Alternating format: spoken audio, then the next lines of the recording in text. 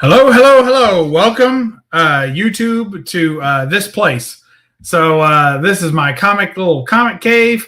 See, Ben Comics in the house. Comic Mag Music is here as well. We're going to be trimming down the collection again tonight. We're starting with the letter L box. And with me, for the first time, after much ear pulling, we have, and arm tugging and leg wrapping or something like that, we have DS Comics. Welcome, welcome, welcome. What's up? I'm happy to be here. Thanks for inviting me to help you get rid of books. Yes. I love this idea. I'm all on board, as you know. Yes, and you're going to help me keep all my books, right? That's right. Everything. All right. My favorite phrase when I watch this show, when I watch it, my favorite phrase is dump it, dump it, dump it. That'll work. Somewhere around midway point, we start using the phrase sit on it or shit on it. So it's up to you. All right. Yeah, I'm a minimalist. I don't like to keep a lot of books. I like to churn them and burn them and move up the ladder and keep a small PC and everything's manageable. So I'm all about small. You've actually purged your entire collection once, didn't you? I did. I had all the copper keys. I had some bronze, a couple silver, and just a smattering of moderns. And I had thousands of like raws.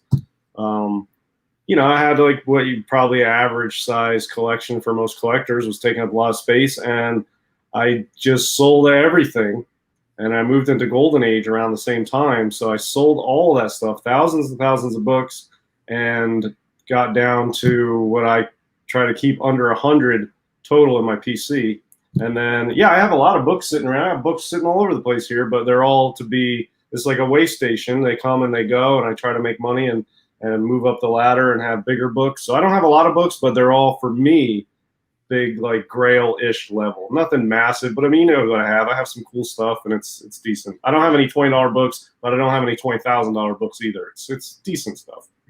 Well, I remember when you made the big purge and you got rid of, I remember when you're still hunting some of those books, and then you totally flipped the switch. You were already into Golden Age at that point, but you hadn't dedicated yourself, it seemed.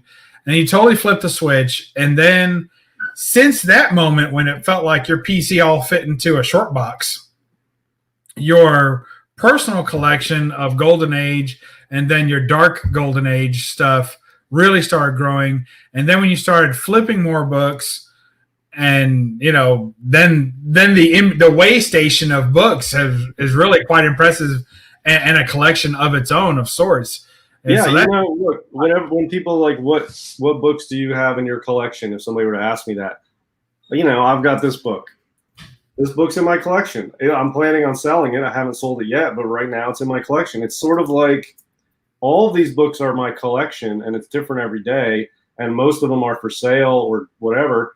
But it's my collection is just a very fluid organism that's always changing. But this is in my collection today. You know what I mean? Like this is in my collection. They're not going to stay, but right now they're in my collection. So, it's just a more fluid way of doing it. And I don't know. It's really the only way, unless you're rich, to get big books. Is if you keep everything, it hinders your ability, or mine anyway, to get bigger stuff.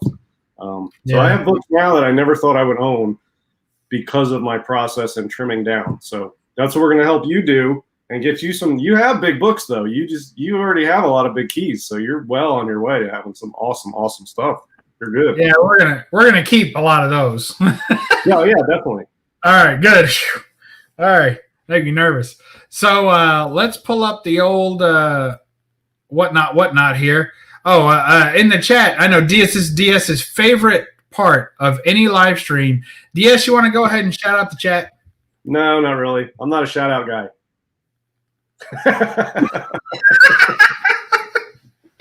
All right, fair enough. Well, as always, we're missing Roger for something, aren't we?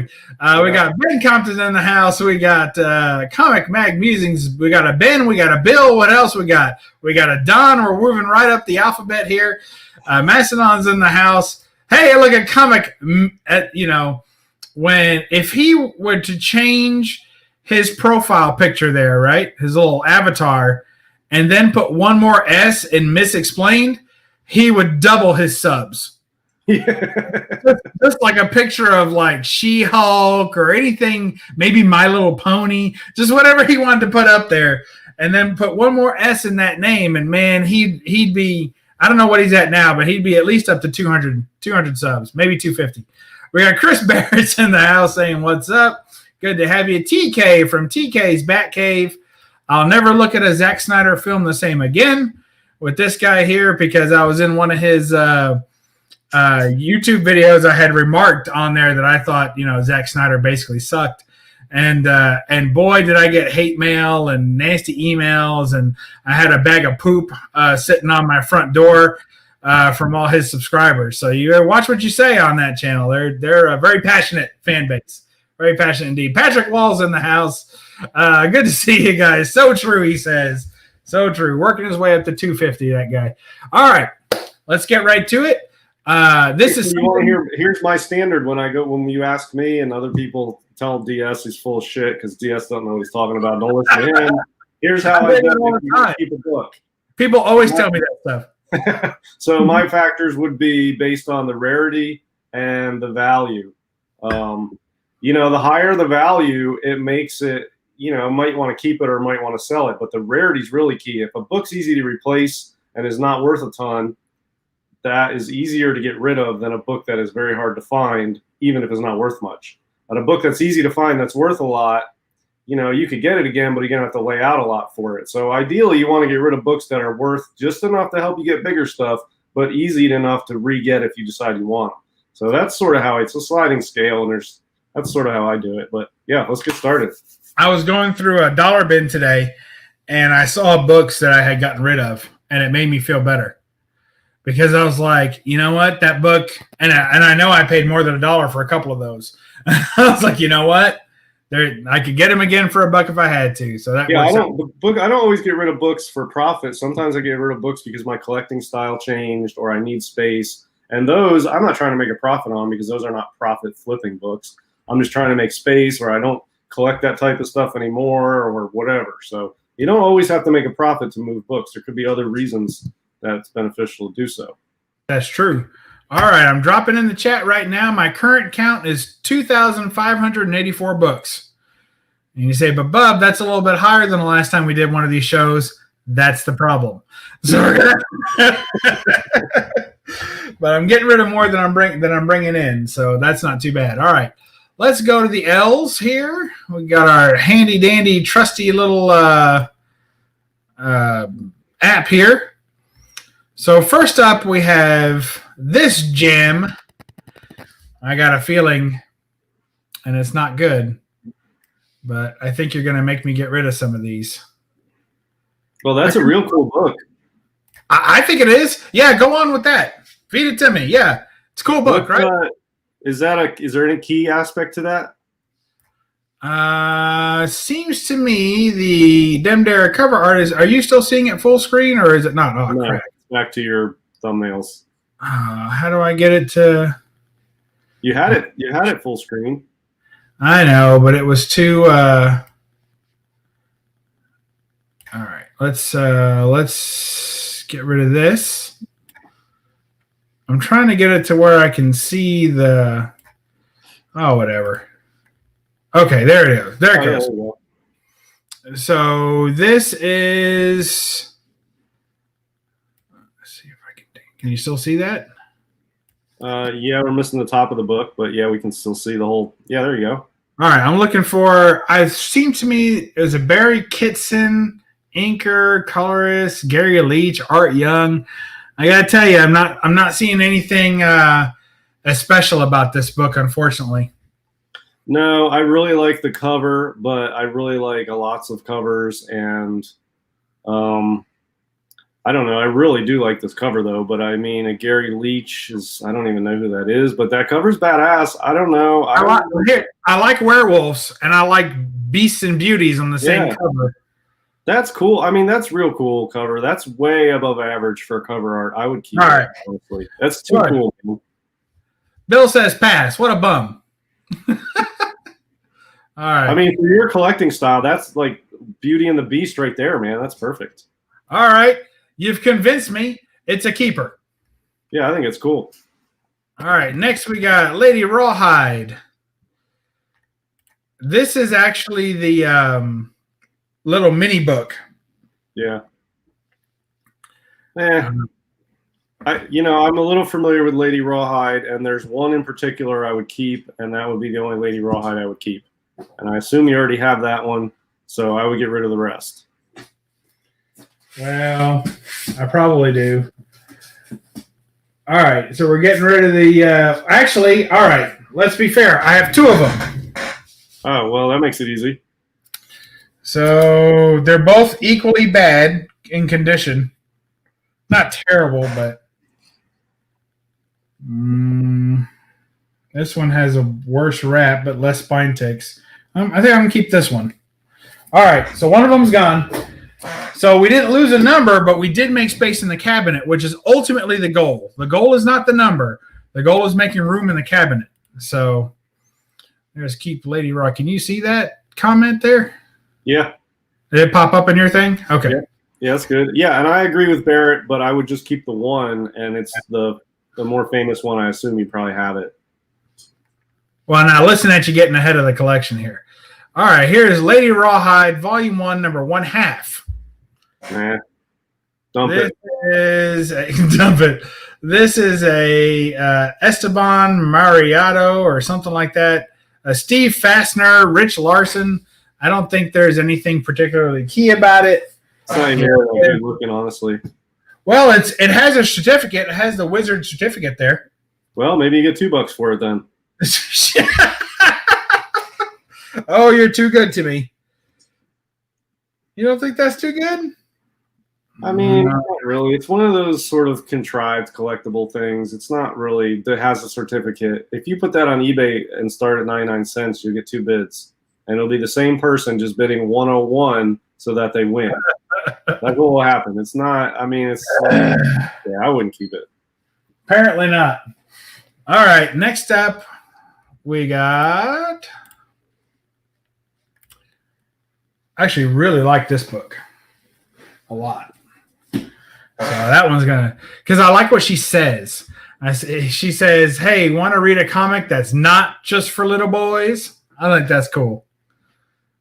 Yeah, I wouldn't keep it, but I don't. Yeah, I see what you're saying. If you really like that one, yeah. Well, cover artist is Mike Mayhew, so he's picked up a little heat lately. It's decent. I mean, it's a darker cover. I like the full moon. I mean, if you're going to go 50-50, that would be on the 50 to keep. All right. It's a slightly above average, I guess. Definitely. All right. Slightly above average. We're going to, look, it was a mail away. Oh, look, that's worth even more. All right. Lady Rawhide, Volume 1. Slasher Stalks. This is number 2. This is a Brian Stelfreeze cover. Yeah, I'm not familiar with him. It's kind of weird how her head is in the shadows, though. It looks goofy. Yeah, it really is only accentuating a certain aspect of her outfit, isn't it? Yeah, but I mean, you can go on the internet and print out a picture of boobs. You don't need to keep that book. Print? Who's wasting paper on that? There's no shortage of headlights in your collection, so that can go. That's true. That is unfortunate and also true. All right. Look, hers look fake. She's restored. She's restored. What about this one? I would keep that. That's the classic one I'm talking about. All right. So there's another full moon. She says, "Don't peek inside now. Don't peek inside now." Oh man! All right, so there's Adam Hughes there. Yeah, I think that's a pretty classic cover. Good artist. That's a modern classic cover. It's not a super big book, but of all the Lady Rawhides, that's the one to keep. All right, that's a keeper. Look at Bill stirring up trouble. He's such a troublemaker. Well, before the show, he told me I'm not allowed to say dump it to all of them, so I'm trying to pick my battles here. I appreciate that. I really do. Warlord saying hello. CB's in the house. Yeah, he ain't getting paid. Kidding me? I can't afford what he charges. nor is he worth it. All right, what do we got next? Now, this one I like. This is also an Adam Hughes cover. It's kind of a stolen cover from the Zorro book, but it's pretty cool. Lady Rawhide Special Edition #1. Well, if you're going to keep the other one with the full moon, this one is just as cool. So keep them both, you're saying, right? Either keep them both or dump them both. But if you're keeping the other one, you might as well keep this one. They're equally good. It's above average. Yeah, it's all right. I think it looks decent. Yeah, I like the colors. I like the background, and she looks pretty badass. Yeah, that's all right. All right, there's another wiener. Thank you, sir. Lara Croft Tomb Raider. It's the new Tomb Raider in the classic outfit. I gotta tell you, let's not even worry about this one. It's staying. Painted cover. Yeah, I know you're not getting rid of any Tomb Raider books. No, I've spent too much time and money on them, so that one's staying. These start to get interesting. What do you think about this Laugh book? Oh, let's see. It says, Betty, what do you put? What did you put? What? Betty, why did you put Archie's picture on your Frisbee? I need to practice catching Archie. Yeah, that's not even funny. It depends on the condition. If you've got a decent condition one, maybe you could keep it. But I would probably sell it because it's a Bronze Age. It looks like it's probably a 70. A 20 center book. 1972. Yeah. So it's not going to be hard to find. It's not that rare, and it doesn't have. I mean, it's cool. It's catchy, but it's not one of the better type of Archie covers. It's all right. Yeah. Well, if you have a really nice condition, maybe. Nope, it's gone. All right. It's fine. I mean, something like that. If I had like a 7.0, I might keep it. But if you got one of those 3.0s, 4.0s of the 70s Archie, man. This one I'm keeping for two reasons, two good reasons. One is it was an AOK or it was a prize winning. I guess it was a prize winning from Silver Age Dave. And then the other reason is because it's my only CGC 9.8 white pages. In my entire collection, it's the only one I have. No, it's not. Yeah. You don't have any other 9.8s with white pages? Nope. And I thought I did. I could have sworn I did. But that's truly the only one that I own of a CGC 9.8 white pages. That's it. So that's got to stay until I get another one. I mean, you got to like this, right, Diaz? I like that. Yeah, that's cool. I'd keep that over the last one. Well, I got to keep a CGC 9.8 white pages. It's got to be at least one in my collection. Who's the artist on that? Bud Root. Yeah, it's a Bud Root cover. Yeah, I guess you're a Bud Root collector, and that one's pretty cool. Well, it's so funny because when you see like all the cheesecake stuff he does with Cave Woman and stuff, but look at the artistry on that zombie. I mean, I love that, you know? It's really killer. Nice. He's got the jaw dislocated and the tongue coming out. That's pretty tough. Matt just had a heart attack. They don't have any more 9.8 white pages, I'm sure. All right, so that's a keeper. Man, crap. I meant to read. I knew somebody was going to make me get rid of this book, so I meant to read it real fast before this show started. I forgot. Legends of Log. Is that like a Groot ripoff? Looks like it. He's more stumpy, but yeah. It's like a cross between Groot and an Ewok. I don't know. Let's take a look at the interior art real quick. Who's the cover artist? I don't know. Dude McDuderton? Probably doesn't even have credit. They didn't even have credit. It's even either Ian Miller or Bob Berry. It's a modern book. It just came out like last year. But I just thought it was going to be interesting. It's not terrible. The interior art's actually pretty solid. Then they have a gorilla story as a feature. It's actually pretty decent. Hey, I'm pretty sure it was free or $1. It's $1. I would probably read it and then get rid of it, but it's definitely worth a read. Yeah, it's actually the interior art was pretty impressive for $1. And Barrett is saying those Archie Innuendo covers are hard to find, and if they are fairly common, they're overpriced. Yeah. Yeah, I mean, I don't think they're hard to find, but some are harder than others. And yeah, I don't know. I mean, that's why I said if I had a good condition one, I might keep it, but a lower condition one, I probably wouldn't. All right. Well, we're keeping the log. We're letting go of the Archie because it's lower condition. It has a little bit of water stain and it's a little bit off the staples. Dark Claw. Now you'll laugh, but I actually have 2 copies of this book. One is CGC'd and one is raw. So, yeah, I wouldn't keep either one. All right, that's enough out of you. Let's see. Oh, there's a nice one. Legends of the Stargazers. Well, it's like a Comico or a Pacific or something. It's Innovation, and it's Adam Hughes. And I'm pretty sure it's a wraparound with that or whatever. It has art on both sides, I guess. Not technically a wrap. No, it is a wraparound. That's an 80s. I would keep that. That goes with like a Dave Stevens collection, even though it's not a Dave Stevens cover. It's one of those 80s independent things. Yeah, I like it. I think it's a Hughes cover. It's early Adam Hughes, unsigned on the cover, but I'm pretty sure it's him. Yeah, I think it's cool. I'd keep it. Well, if you like that, you're going to love this. Legends of the Stargazers number 3.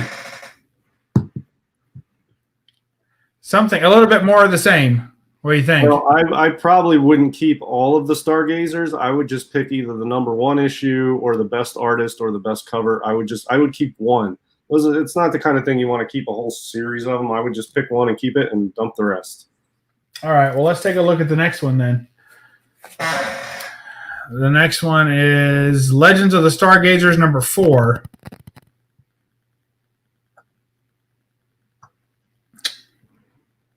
Yeah, I don't know. It's sort of a toss-up between all 3. They kind of all look the same, don't they? Yeah, I would pick one and get rid of the rest. Let's take a look at the back cover on this one and see if it's just a bookcase, so that's boring. What about this other one? That looks pretty good. That kind of looks like Phantom Lady to me. Yeah, that's not bad. Well, if we're keeping 1 and 3, we got to keep number 4. I think we're better off just to look for number 3 and call it a set.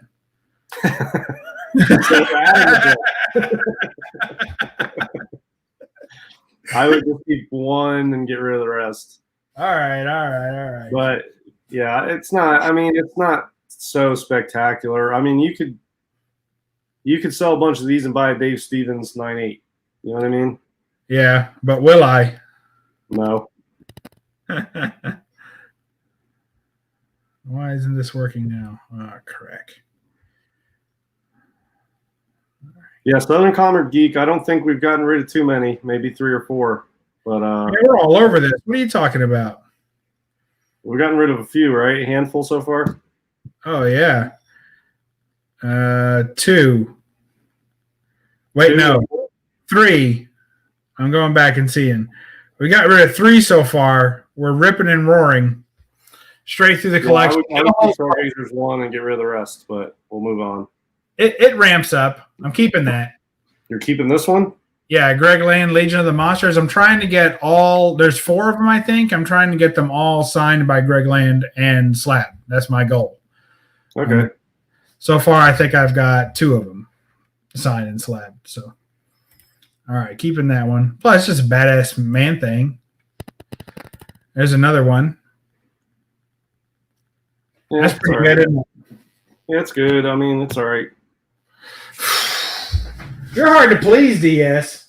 Well, I'll tell you, I mean, if you're asking me if a comic book is cool, all comic books are cool. Is it cool enough to keep? I don't think this or the Swamp Thing are good enough to keep. Yeah, they're cool. All comics are cool. That's why we're all here right now. But I don't see anything. But if you want to get them signed by Greg Land for your PC, that's sort of a separate project. I get it. Yeah, it's a project. This one's already if signed. If you're not getting them signed, I don't see any reason to keep them. All right. That one's already signed, so that's got to stay.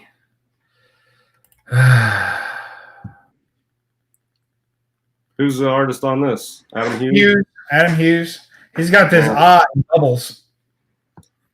I'd get rid of it. It's not very good, honestly. Well, all right. I'm with you on that. Even for Adam Hughes, that's not even that good, really.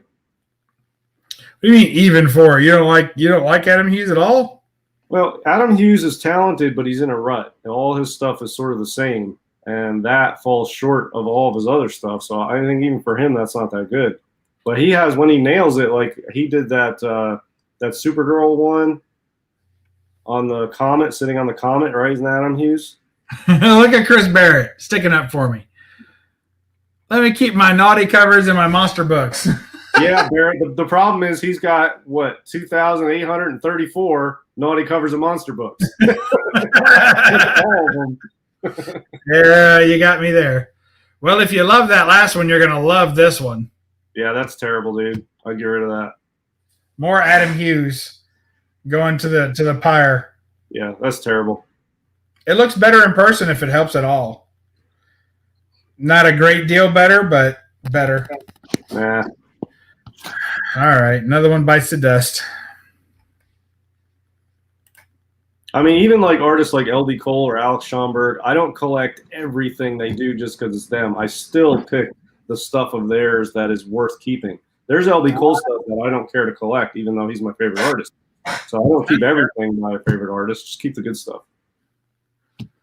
All right, anything pre-code I'm keeping. I would keep the Golden Age. I mean, that's easy. And that one's actually pretty cool. What number? 66? That's number 66. Cool. I think it's in the 40s even. Look, it doesn't even have any information. I had to put this in the app because it didn't exist.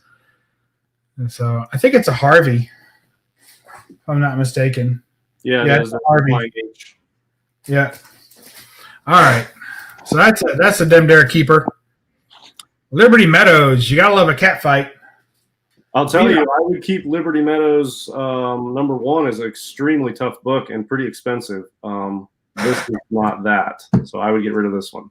Well, this one is number 22. I like doppelganger covers. And I like catfight covers. And it's signed by Frank Cho. Yeah, but think of it this way. You could probably get on books like this more than $1. You can get a little bit of money off of it, $20 or something, maybe $15. Those add up and you can get something much better than a handful of these. So I wouldn't keep it, but it's a doppelganger and a catfight. So if you I tell you, DS, you're dangerously close to me dropping the link in the chat. That's what I do to Comic Mag Musings when he displeases me. I'll tell you, though, Liberty Meadows number 1, for anybody who likes those weird independent stuff that's sort of low print run and has like a niche market and like a cult following, Liberty Meadows number 1 is there. And, that's a group of books that's really going up in value. And the top ones on that list are stuff like Crow and Bone 1, stuff like Goon 1, stuff like that that's already really pricey. But Liberty Meadows 1 is sort of in that category, low print run, independent, tough to find. So Liberty Meadows 1, I always keep my eye out for to find one, but I've yet to ever see one. They're ghosts. I'm watching sort of hoarders. Whatever. just for that, I ain't. You know what? I'm going to drop the link. You care if I drop the link, DS? I don't care what you do. It's your channel. We'll see. We'll see. I'm a libertarian. I wouldn't. We'll see if Bill puts his money where his mouth is. I bet half of these books he'd keep too. He's full of crap. He tried to get me to get rid of all these Conan's type crap, and he collects all that. I think he was just fishing for an A-OK. All right, look at this. Now, DS, this has history.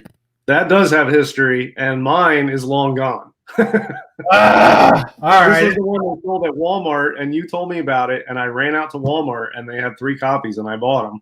And I came back, and I sold them on eBay for like triple. Yeah. The next day, and they all sold, and I owned that book for a total of like 13 hours or something.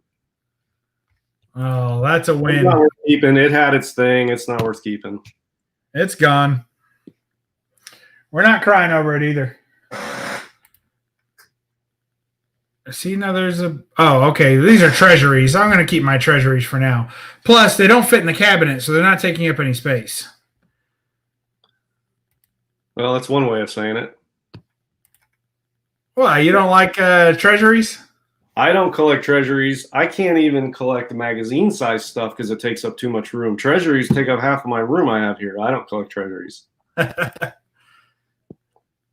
Trying to win a few more. But treasuries are worth collecting. So I would not hold it against you for wanting to keep the treasuries if you have a place for them. Yeah, I'm trying to make room for them when the room gets upgraded a little bit. Little Shop of Horrors. This one has history for me, so that's a keeper. Yeah, I would get rid of it, but whatever. Yeah, well, you never played Seymour in a play. No, I didn't. Yeah, it was a musical, no less. Take that, Gilbert Gottfried. All right, let's see. Lobo the Duck. Do you really need me to say anything about this one? That it's a keeper? It's not a keeper. Really? Man, you probably get 10 or 12 bucks off of that if it's in good condition. And it's in perfect condition. Yeah, I wouldn't keep that. All right, we'll let it go. People collect those amalgams, and that will sell quick, and you can get some money out of it. And it's not what you collect. And yeah, it's cool, but it's not your. I don't know. You get some money out of that one. Get a few bucks. Here's a book I can't find in my collection. It must be mislabeled in some way. I wonder if it's actually Disney's The Little Mermaid. Yeah, it probably is. So I bet it goes in the D spot. So, but we'll pull it out while we're going through because that doesn't belong there. But we are keeping it because it's the recalled phallic symbol background. Remember when they put that on the original VHS tapes? Yes, I do. And then they recalled them. Well, this book came out at the same time, and they recalled this book as well and made a new cover that matched the new VHS case. So they changed the cover of the comic to match it. But old Bubsy got him a copy. Let's see what Barrett's saying. He's saying keep the Lobo the Duck. It's a rather rare book. And that's why I'm saying get rid of it because you get a few extra dollars out of it. You can get some good value out of that because collectors specifically are looking for that. And it is a little bit tough to find. And so that's why I would sell it. You can get a little extra money out of it. Well, and I've said this before in past, streams of this nature that you got to have something in the box to make it worth buying. Because I'm selling most of these in bulk. I'm not going to start eBaying out every book. So since I'm selling it in bulk, you got to have something there that when the person goes through it, they're like, oh, I recognize this, or oh, this is worth a little bit of money. Yeah, if it's something like Lobo the Duck or a Darkhawk or any of those like animated Batman Beyond, stuff like that really spices up a box for people to buy it.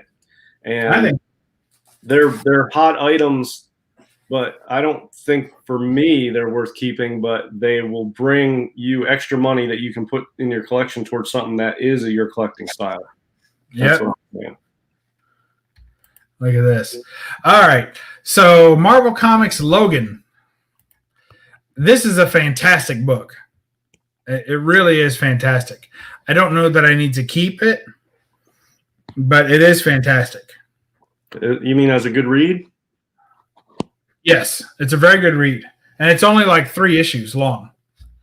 Well, if you've read them and you've enjoyed it, sell them as a set and get rid of them. And then someday when you're out hunting at the flea market or the peddler's mall and you come across another one and it's been years and you haven't read it, pick it up for $1, read it again. There's one. And look, I have the black and white version of it as well, which is pretty cool. And if memory serves, the entire comic of the black and white cover is black and white. Like the interior is black and white as well. Yeah. So it's an all black and white version of the other book, which is in color normally. Yeah, I would sell those as a set. All these 5 books. I have a full set of each. Well, sell them all together as a set. You think sell them all like one, like a full color and a black and white set? Like the whole thing is one set? So the whole thing is one set for like, I don't know, $35 or something.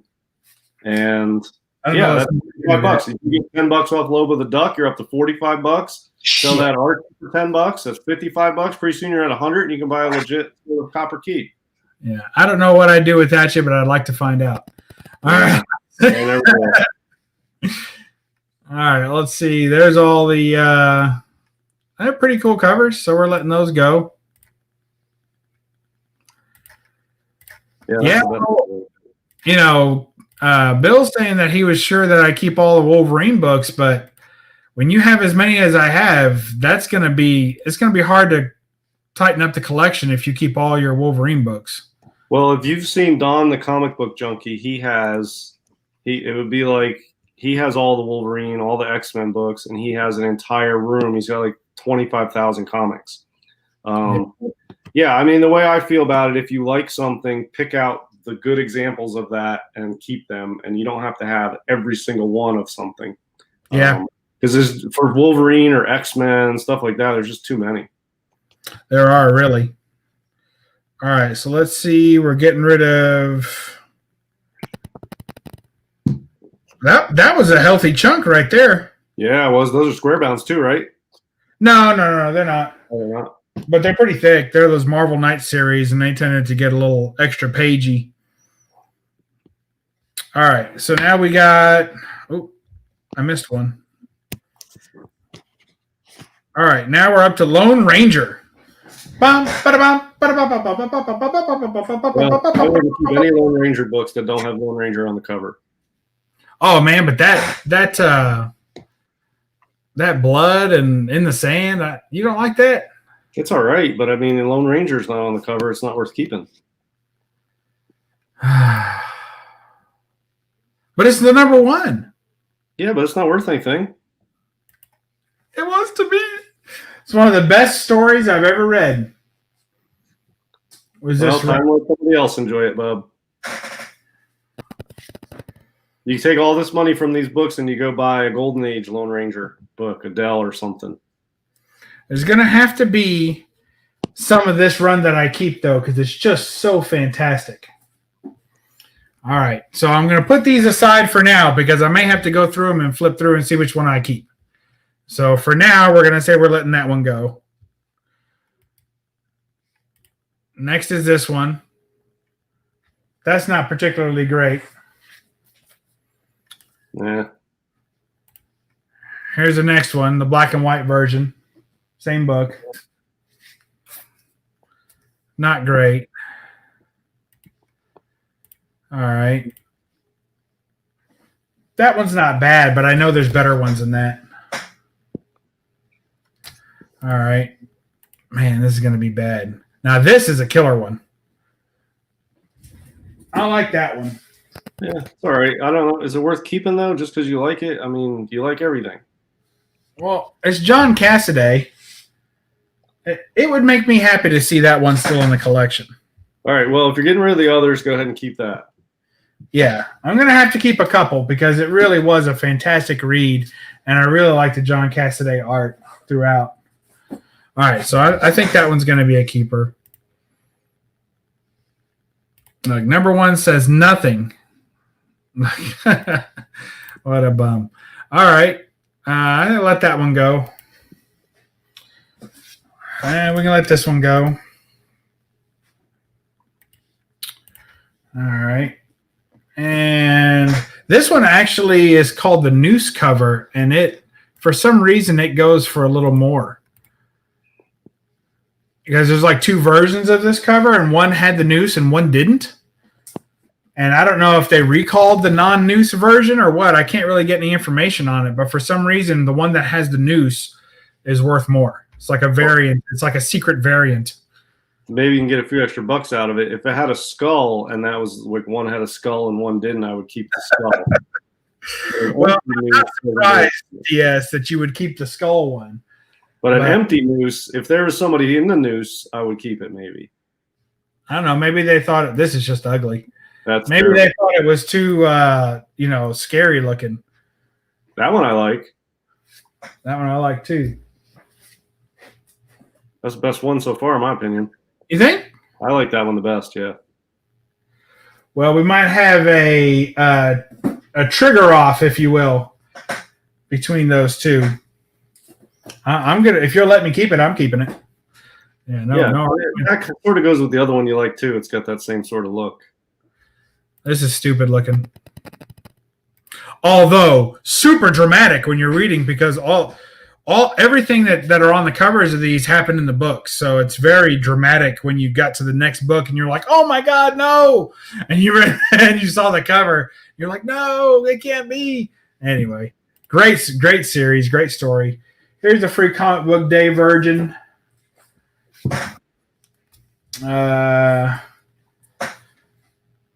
No, this Comic Collector Live version. I don't know. We're going to let that go. Yeah, that's not that good. No. Either sell or keep them all. You'd say sell. Doesn't have to be. If it was the choice to sell them all, but you're not going to do that anyway. So no, that's a pretty decent Tonto. I don't really like this one. I don't know. We'll let it go. That's generic. Yeah, that's pretty generic too. Yeah.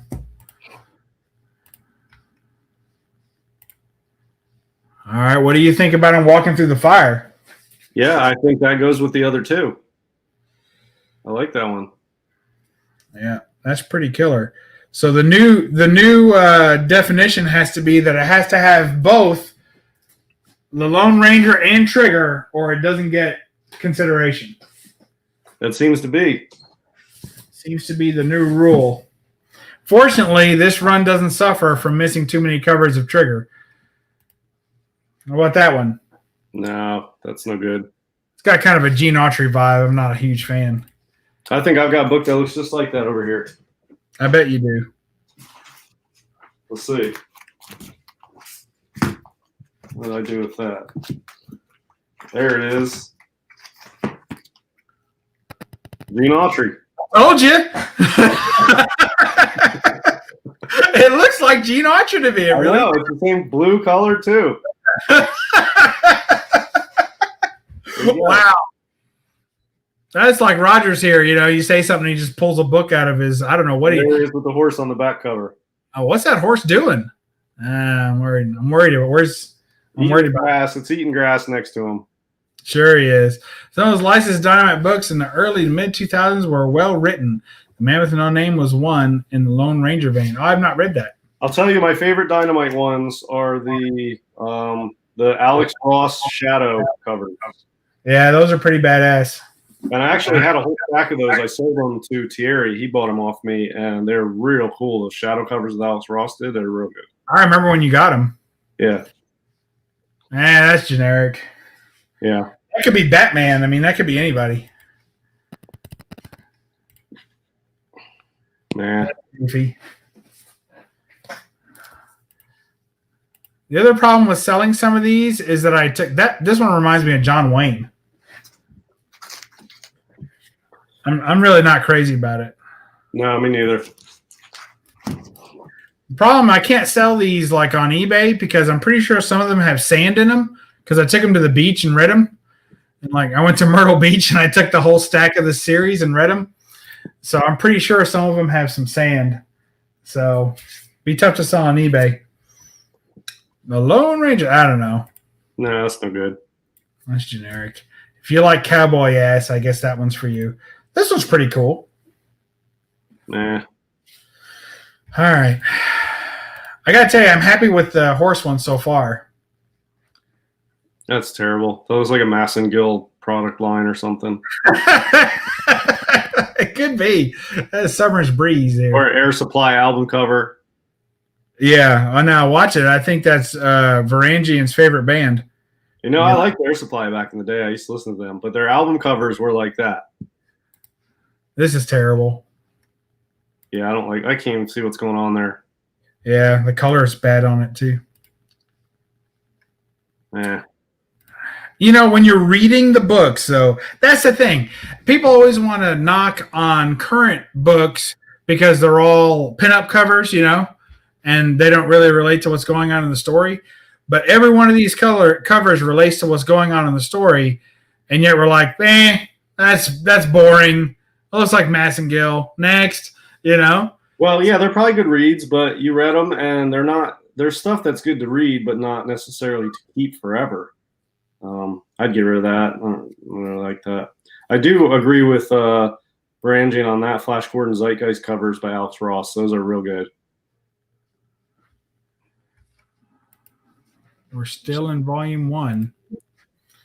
I'm sure you're going to say no to that, so I'll just go ahead and pull it. Yeah, that's no good. All right. What's next? You hate it, don't you? Well, I can't. You got to take his comment off so I can see the bottom. Looks like they're a bullet or something. It's just a silver bullet. Yeah, I mean, they could have done a little bit more. But they didn't. No, they didn't. No, I wouldn't keep it. I bet you that's a tough book to get in 9.8, though. Oh, yeah. Wait. Probably not many of them out there, and it's all black. Do they grade against sand and seashell bits? Well, if you put a 20 in there, they'll shake it out for you. I got to tell them exact instructions. And I want them to send it back to me when they're done. Send me the sand. I need that. All right. So now we've moved in. We've got out of volume 1 because it was 25-issue volume. And now we're into Lone Ranger Green Hornet, which doesn't really even make any sense. And it says chapter 2, which I don't really understand that.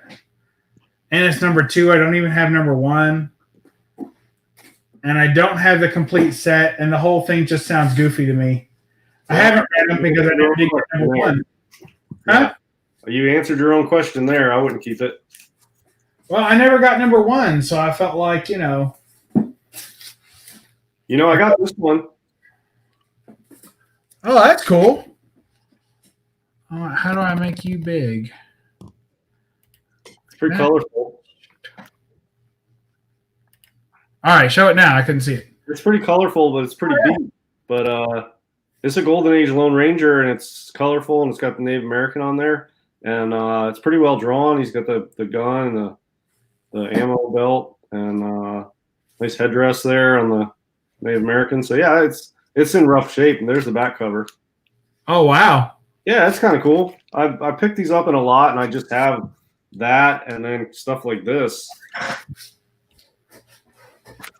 Which, honestly, I'll give all this stack to anybody who wants to pay me the shipping. But believe it or not.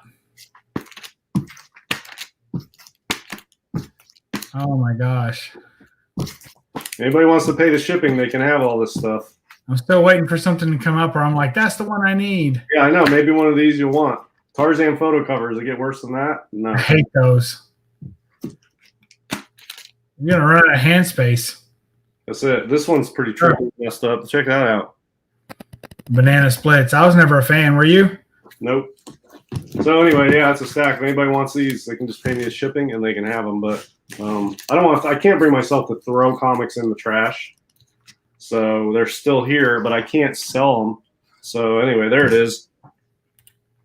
Cool. I liked them, but I wouldn't buy them or pay shipping. Yeah, I mean, that's what I'm saying. If somebody wanted to give me like $12, I'd ship them, but I don't even think they're worth 12. But I can't bring myself to throw them out either. So there you go. Ranger and Tonto. I don't think I've read this one yet. So well, I would read it and then get rid of it, or get rid of it.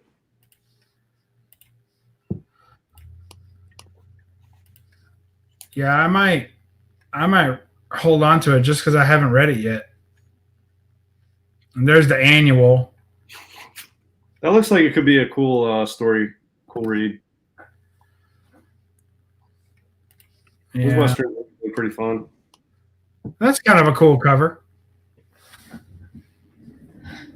Yeah, it's all right. I don't know what that goes. I'd read them and then get rid of them. Vindicated. Yeah, that's a storyline I haven't read yet, so I'll hold on to that. This whole Vindicated line, I haven't read it yet, so. And it makes it easier to get rid of the ones you have read when you get up to the ones you haven't. Whoa, look, what happened? Oh, we jumped into Tonto. There's an old Del Tonto. Yeah, I wouldn't necessarily keep that one though. Why not? I don't know. I think there's better Lone Ranger Tonto stuff out there. Oh, what about if it's got a Bonnet's book stamp? Then, yeah, I don't know. I would. It's not the best Tonto cover ever. It's all right. I mean, I wouldn't keep it. All right, then. They're really not that hard to find. Dell printed lots of this stuff, so they're out there. I wouldn't keep it unless you're like a Tonto or Western motif fan or something. But I mean, that's. Well, they don't all have Bonnet's bookstore stamp. I probably won't get one again that has that. Well, hey, Cam. Maybe you can get an extra $1 for it on the market. And unless, see, the thing about these, if you have one that's like an 8.0 range, it's nice to keep because they're tough to find in high grade. And there are people that do like Dells and 4 colors. And if they're in nice shape, that is legit tough to find. I'm actually buying a Lone Ranger. It's like a 7.5 raw, but it's Lone Ranger #1. And Wow. I just haven't. I got to pick it up for him next whenever I see him. But yeah, so a high grade one of a cool scene is worth it. This one doesn't have the Lone Ranger. I guess that's him in the back, maybe. Yeah, that's him. Well, I don't know. He's got his gun fixed on him. It might not be. Yeah, I wouldn't keep that one. All right. Well, in that case, we're going to keep it. But yeah. Hey, Comics, hop in here and save me. I know that you want to get me to keep all the books. Hey, Ruben Guzman. Anybody else want to hop in? You're welcome to. We're just getting rid of some books. More than Reichard. All right. What do we got? We got oh, man, these Francesco Francavilla covers. I love them. And they're all signed by Francesco Francavilla. How many are there? Don't start. You got that first one. Got this one, which I really like. You got this one. I have the whole run signed by him.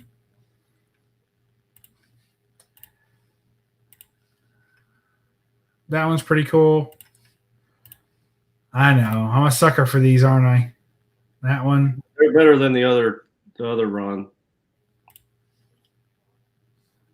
Like that one. Love that one. That has kind of a rifleman feel to me. Yeah. Is he surprised I have comics like this? What do you think I had? That's got to be the follow-up question, right, Diaz? Yeah, I mean, you have lots of this Lone Ranger and Western stuff. Man, I remember in my early videos when I was collecting these and I just break out into the Lone Ranger songs, just start playing whenever I start dropping those books. You remember, DS, when you used to watch my video? I remember that back in the day when I used to watch them, yep. Yeah, these covers are good, but, I mean, this is a lot of books. I know. I would sell them. Well, it's the whole second volume that I haven't read yet, though. All right, I'm saving them because I haven't read them yet. I think that's fair. Wow, there's a lot of volume. Set. Huh? I'd read them and then sell them all as a set. Yeah, that's probably what I'll end up doing. That's a cool one. I like that one, a little cold on there. Now this one sucks. I skipped volume 2 because I was picking these up as they came out, and it was hot dog shit. So it's gone. That whole run sucked hairy moose balls. What, volume 3? Yeah, volume 3 was terrible. All right, we'll get rid of them all then. They only had the artist. They only had John Cassaday doing the covers, which was cheap because you could tell that the interior looked like crap, especially up against the cover, which was so good, you know? Getting rid of those with extreme prejudice. Now, the box is getting tight, DS. The box of stuff you're getting rid of? Yeah. All right. That's what I like to hear. All right, so all these are gone. Lone Ranger, Snake and Iron. I don't know. I never finished the set, so I don't know if it's any good. But I can probably read them otherwise. Lone Ranger, The Death of Zorro. Nah. That's an Alex Ross cover. Yeah, it is. I mean, it's not. I don't think it's that great.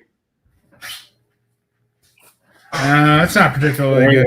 Lone Ranger and Zorro, but I wouldn't keep it. No. Me and Alex Ross, sometimes we don't get along. His stuff is quality, but it doesn't mean every piece he does is worth keeping. Right. That's what I'm saying. Like there's people out there that want to buy Alex Ross stuff, and they will like this more than us, and you can sell it easy. Alex Ross is awesome, and I would keep some Alex Ross stuff, but I wouldn't keep everything he's ever done. That's a lot of stuff too. I mean, it's not like he's ever stopped putting out art. You know, he's pretty prolific. Yeah, he's got a lot of good stuff out there. Yeah. All right. Looney Tunes. I think it's funny that this one falls in. What's up, Jimmy? I think it's funny that this one falls in right in line with all the other Western stuff. Oh, yeah. All this Tonto stuff, and then boom, Looney Tunes in the collection. This is even too brittle to give away. So, and it's one of the first little Dells I ever had. I'll keep it. They certainly wouldn't put that on a cover anymore, huh? No, and that's not a golden age Looney Tunes. I wouldn't keep it, but you wouldn't keep it. No, I mean I wouldn't. And dismayed. I would keep Dells if they're golden age, but I mean you're getting into 58, 59, 60. I wouldn't keep those. All right, let's see. Let's refresh this. And let's see where we're at. All right. So now we got finished the L's, and we're down to 2,533. All right, let's see if we can get under 25. Let's see if we can get under 2,500. Under 2,500. Yeah. My goodness. We only got like 30 more to go to break 2,500. 30 more to get rid of.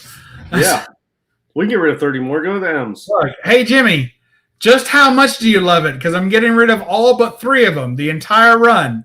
If he's already ready, he probably has them or got rid of them already himself. Let us know in the comments below if you got rid of that, Jimmy. Or hop on. I dropped a link not too long ago. If it's even posting, I don't know. I'm not watching it on YouTube. But if it's posting, then go ahead and hop on and tell us what you think. All right. So, look, he has it already. Of course he does. Yeah. There's more buyers out there. Don't worry, DS.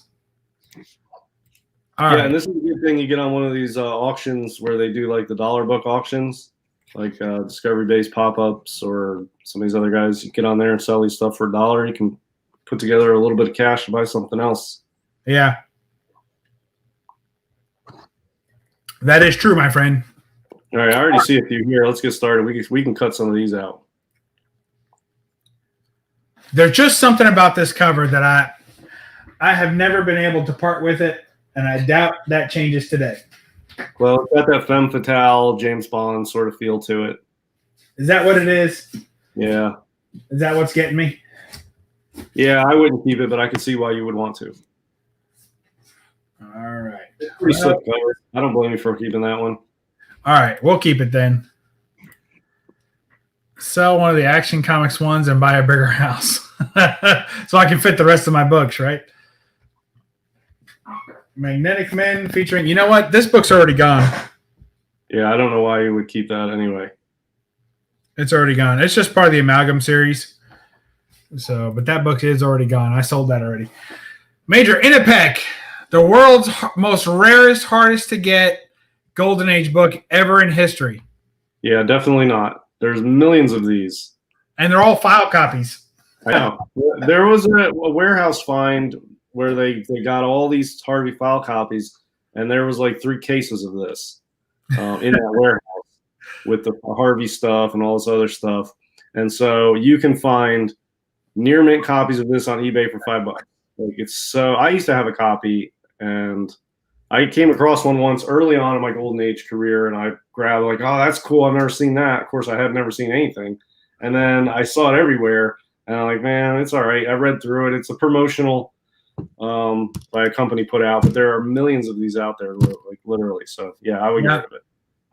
I'm keeping it because I bought it. We've got the Space Golden Age. I mean, I'm going to keep stuff like that. I bought it for a buck. Man, when I pulled this out of the dollar bin, man, I thought I had something. Man, I couldn't wait to get home and look it up and see how much it was worth. And my dreams were shattered. I was counting. Let's see how many listings are on eBay for it. Don't do 42 results came up on eBay. So that, if you search for House of Secrets 92, you don't even get that many results. 42, and they're all like in good condition. All right, fine. Next, The Man Thing. Hey, I'd keep that for sure. That book pisses me off because I've bought it twice. So if I'm going to buy the other one, the first series, number 1, I don't have that one. No. You need to get the first series and then this one and get a Fear 20, or no, not Fear 20. Fear, is it 19 or 10? It is 19. I have it already. Yeah, and then get the girl across. Where he's carrying the girl across the swamp. Yeah. Yeah, I've got that one. That's the first Man Thing solo title story, and then get Man Thing 1 from the first series, and then that's 74. And then this is Man Thing 1 from like 79. And then you're good. Then you have all the top three Man Thing keys. So I'd keep that. I had this book in a 9/8 white pages. I sold it, and I wanted it back so bad that I bought it again in a much lower condition. So just to have it. Yeah, but I mean, that's a good book to have. Musings is saying it's 19, what we said. And then Savage Tales 1 is the first appearance of Man Thing. That's a magazine side. That's a mag, though. I don't count the magazines for my collecting because I don't collect magazines. So I would just skip it. But that definitely goes with it because that's the actual first appearance. Yeah, and Savage Tales 1 is just a badass cover and one of the most Amish covers out there for sword and sorcery. Yeah. Yeah, that's definitely a good one to own. What about this Man Thing? Thing. Fried pie variant. I can't even think of a fried pie variant that's worth keeping, honestly. Right. Man Thing. No, I'd get rid of that. Sell that Stein run is atrocious. Yeah, there you go. All right. Well, if V Squared says it's bad, it must be bad. This book, I bought it once. I got it in a batch of books, and I got rid of it. I sold it, and every time I saw someone happy to get it, I felt like, man, I want that book back in my collection. So I bought it again. It's sort of a classic. You could keep it, I guess, but it's not. I don't need to keep it. It doesn't do a lot for me, but since I've owned it twice, I hate to go through that again and have to sell it again and buy another one. That just pissed me off. Now, this is a keeper. You got to love that. Oh, yeah, definitely. You got to love that. That's one of your favorite movies, isn't it? Yeah. Well, not Mars Attacks, but the Forbidden Planet is one. Yeah, Forbidden Planet homage. Yeah. Yeah, I would keep that. That's real cool. But by the same token, do I keep this one? No. No, definitely not. All right. So that one's Dem Dragonair. And by the same token, do I keep this one? No. Got lots of skulls on it. Yeah, but I mean, man, Mars Attacks comic book, man. You like skulls, DS? I wouldn't keep that. Nah, we'll let it go. All right. This book's a piece of junk. I don't even know what it's doing in my collection. I have no idea. Well, it's a Cloak and Dagger preview that predates their first appearance in Spectacular 64. So, I don't know. I wouldn't keep it. I have a stack of Marvel Ages. I probably have this one. What else is special about it? I don't know what. It's the first appearance of Beta Ray Bill. Oh, is this the one I gave you? Yes! Oh, so this did come from my stack of Marvel Ages. There you go. Yeah. And I even upgraded it, although you probably wouldn't think so. And I got it signed by the cover artist, I think Rick Leonardi.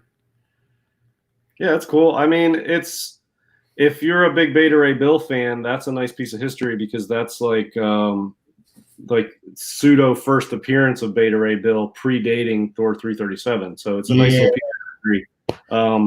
But not hard to come by, and it's a cool. If you like collecting all the previews and the ads and stuff for all these characters, that's a cool one to own. But I mean, I wouldn't necessarily keep it. But if you got it signed and you like Beta Ray Bill, yeah, whatever, you keep it. I appreciate that. You didn't keep it. I got it. Yeah, and there's the first Black Suit preview. Not the first, but the Marvel Age one. Yeah. That's got to be cool. I would sell that because you can get a fair chunk of change for that. It's signed by Jim Shooter. Yeah, I would sell it. You could probably, depending on condition, you could get $50 for it maybe if it's in high grade. It's not in high grade, even with the signature. Spider-Man Black Suit previews, and that's one of them. And Marvel Age 12 and 13 both have Black Suit previews, along with a bunch of other preview magazines. We're not selling all the good stuff, DS. We're keeping the good stuff. So, like, if you look at it, it's like there's nothing special about that book. It's not even signed by Jim Shooter, and there's no first appearance of a Black Suit. Then that's the book I'm getting rid of. All right. About that. That's also Secret Wars 1 cover. Yes, but I got them signed by different people. So I had Secret Wars 1 signed by Zek, and I had this one signed by Shooter because to me, the publisher is more important to this magazine than otherwise. I don't know what the significance of that. There really isn't. It's a beach cover. I don't think there's anything significant. It's just like a beach cover. If Rogue and Storm's hair weren't so hideous, maybe I'd keep it more. Well, unless there's some crazy preview in it, I wouldn't keep it. I don't think there might be something minor key about it, but the only Marvel Ages I think are worth keeping are 12, 13, and there's a really later one way towards the end of the run that's a McFarlane cover that's kind of tough. And those are the only three I would keep. But there are previews of a lot of characters throughout Marvel Age title that predate the first appearances. So almost every one of these has a preview of something. But I wouldn't keep any of them unless it's got a preview of somebody you like. I don't know. This one's kind of a cool cover. You don't see Namor and Wolverine together very often. Yeah, it's all right. I mean, I wouldn't keep it. It's a Marvel Age. I mean, it's not even a comic book. Well, it's like it's from '88 though, and it's previewing Wolverine #1. Like that's like the interior is interesting about it. I mean, the Marvel Ages, I still have a stack, and I break them out every once in a while and read through them. Now we find out that you're a big fan of the Marvel Age. I'm not a big fan, but the ones I had that were worth something, I already sold. The other ones are just not worth anything, so they're still here, and at some point I'll do something with them. But I just keep them because they're not worth listing. Nobody's going to pay shipping even to get them. Yeah, I definitely am keeping this one because this was a sentimental. It's the first comic my son ever got me. Yeah, you got to keep that. But I have 2 copies of it because the one he gave me is pretty beat up, and then I went back and got like a clean copy of it. But since I'm keeping it for sentimental value, I really don't need the clean copy, do I? Nope. Just keep the beat up copy. Yeah, I'll just keep the beat up one. All right. Clean one's gone now. That doesn't change the numbers, but it does make room, right? Because if you get rid of doubles, I don't usually put doubles in the mix in the system. This one's just killer. I'm not getting rid of that. The Jim Lee issue with Psylocke, all the X-Men. That's a keeper. All right, sir. I could probably let this one go.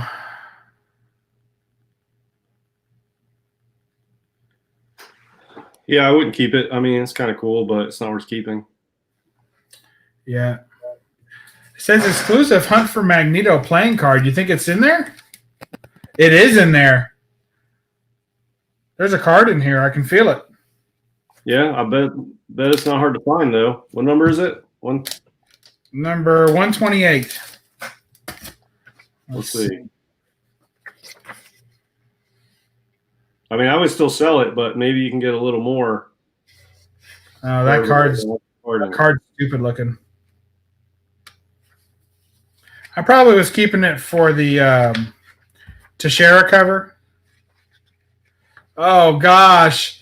It has a preview of that ill-fated Fantastic Four movie. The, what's his name? Harvey Korman?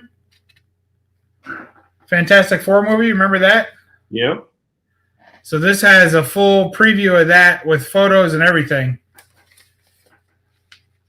That's horrible. Look at that thing. You know you want that, DS. You want me to send this to you? Nope. I definitely don't want that. It's cool. It's probably a fun book to read and then get rid of. I wouldn't keep it. Yeah. Oh, yeah, Roger Corman, not Harvey Corman. Wasn't he on the Carol Burnett show? I don't know. I don't know. I think I've got my Cormans and Corvins confused. Right. Is still the best FF movie. Oh, wow.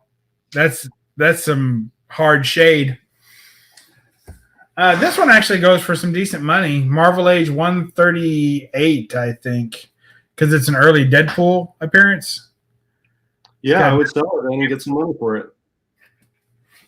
You're not a big Deadpool fan anyway. No, I might give it to my son, though.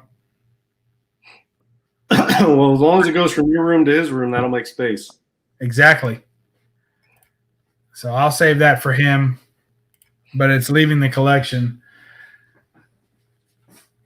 All right, folks. Marvel Age Annual. I think we can let those go, don't you? Yep. Oh, yeah. Those look pretty rough. All right. All right. We cut down those Marvel Ages a lot.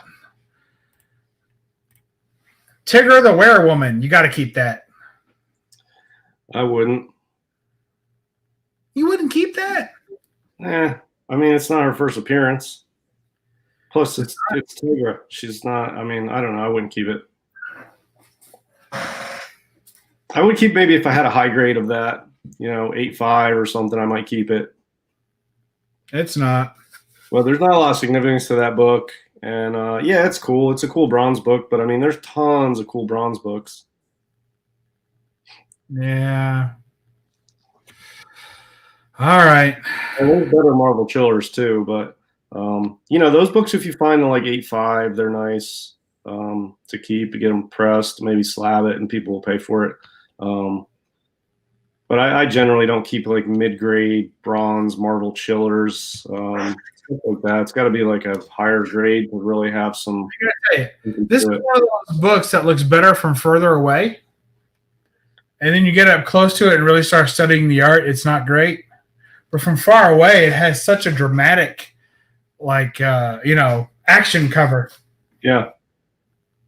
Well, that's an easy book to sell because those early bronze books like this are very popular, and you can sell them easy. So it's a good way to get some value out of your collection is selling some bronze stuff. All right. We're going to pretend we're getting rid of that. All right. What's next? I got to keep these. So these are my foil. That's my foil Incredible Hulk and Giant Size X-Men. Yeah, you're going to keep those. Yeah, I have them up at my office because I can't hang the real ones just in case. Those are all Mexican foil variants. This is a book I always wanted as a kid, so I'm keeping that. It was my Grail book as a kid. Not that stupid Spider-Man crap, but the flip side. Oh, yeah. Sam Keith, Wolverine, and Jubilee. I used to eat a shit ton of Charleston Chews because they were the cheapest candy bar or toffee type thing you could buy. They were like, I don't know, a nickel or something, and you get 2 of them at the candy truck that used to pull up next to my elementary school. And so I would just buy a shit ton of them. Inside every one of those wrappers was a mail away for this, and you're supposed to save them all. So I was bad. I had a messy room, and I was saving all these Charleston Chews wrappers, and my mom came through and threw them out.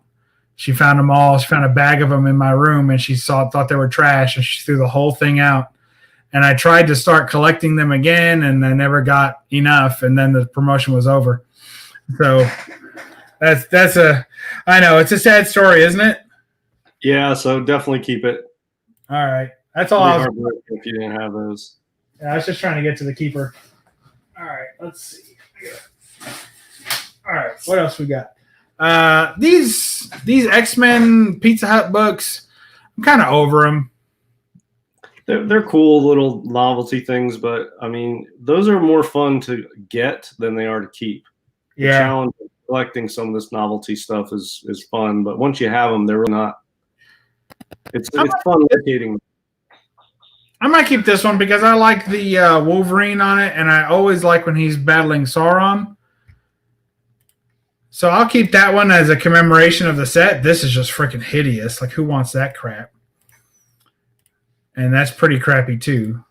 Yeah. So I'll keep one and I'll let the rest go. My favorite one, and I'll let the rest go. All right. What do we got? This one. You like this one? I don't like it, but I don't even know anything about it. It looks like it's a GameStop promotional comic or something. Yeah, I mean, it was Marvel Comics 1000, and you had to pay up for this one too. It was like $10. I mean, is that worth any money? Probably still worth $10. Yeah, I'd sell it for $10 then. Yeah, I get rid of it. All right, what do we got next? Well, we got to keep that, don't we? Yeah, I would keep that. You know, that's a good title. That's a #1. And that's a pretty classic Wolverine title. The only ones of this title that I would keep if I were going to keep them would be #1 and then 72 through 84. And I might keep 117 to 122. That's the Sam Keith Wolverine versus Venom run. I used to have all those in 9/8, but the 72 through 84 I had also, and I got rid of them and just bought the trade that has the whole run in it. The Barry Windsor Smith Weapon X Origin, and I can just buy a trade for that. So really, just keep #1, and I really like 117 to 122. That Wolverine Venom Sam Keith story arc is pretty good. But yeah, I would keep one, and I wouldn't keep any others. All right. Well, this one. So you're saying let this one go? I would let all the rest go. Up to one. Go. Yeah, I'm over that. I mean, if you really like, it's really good stories in this whole thing, but you can buy a trade that covers any section of Marvel Comics Presents that you want, really. Azkaban's in the house. What's going on, man? Oh, good old Azkaban.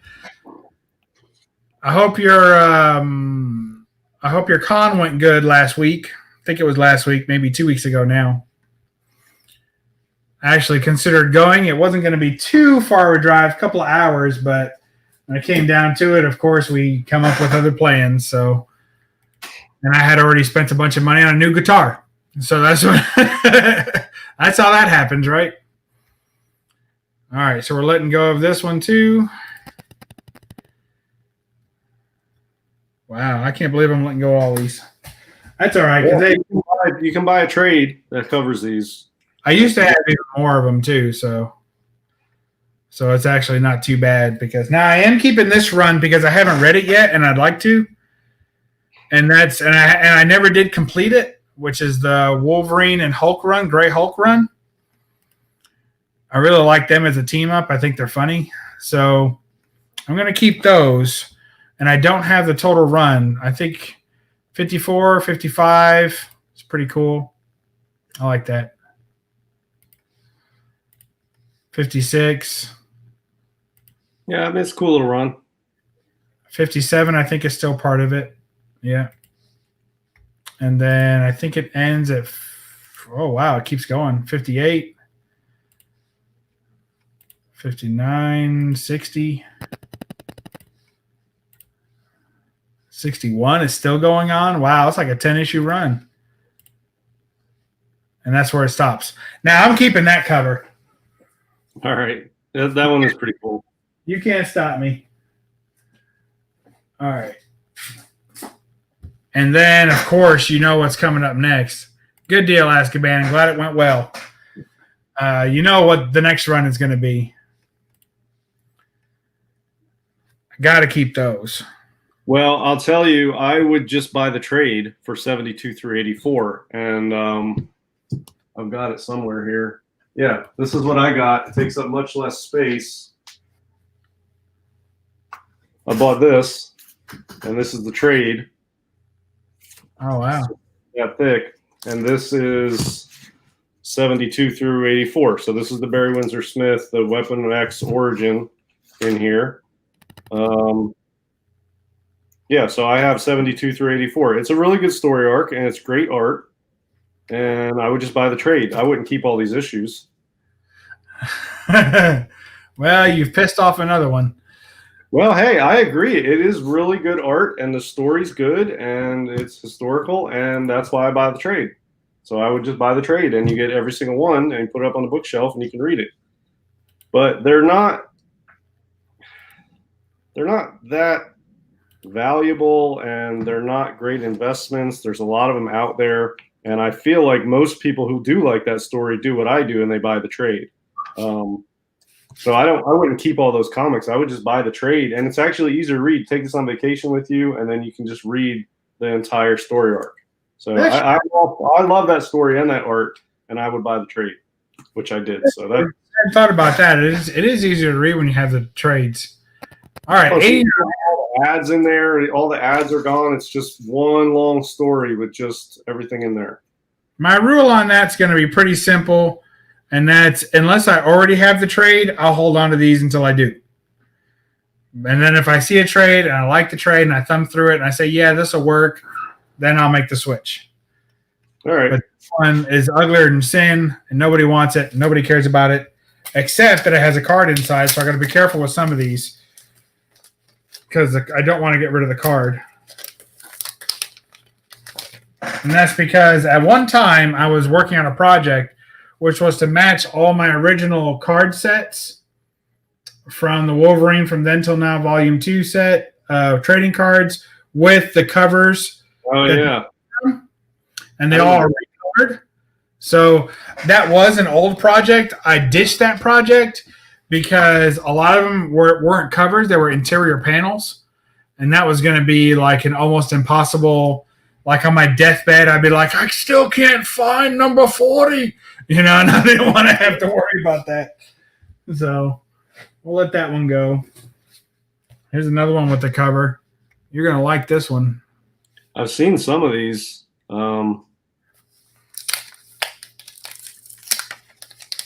that's Sam Keith right there. People don't like Sam Keith Wolverine, though. I think Sam Keith's art is great, and I like the Wolverine he does. Yeah, I'm not big on it. And the card is surreal. It's very exaggerated, and it's more of a surreal fantasy type art. Yeah. So it doesn't. The characters he draws don't look like the characters are supposed to look, but I think it has a cool feel. Yeah, that's real cool. The card is colored better. Yeah, the card's better than the comic. So I have a lot of the Sam Keith ones in card form, and I loved them as a kid. So I can keep loving them in the card and then let go of the comics. Speaking of which, there's another one. Oh, well, we might as well do this, right?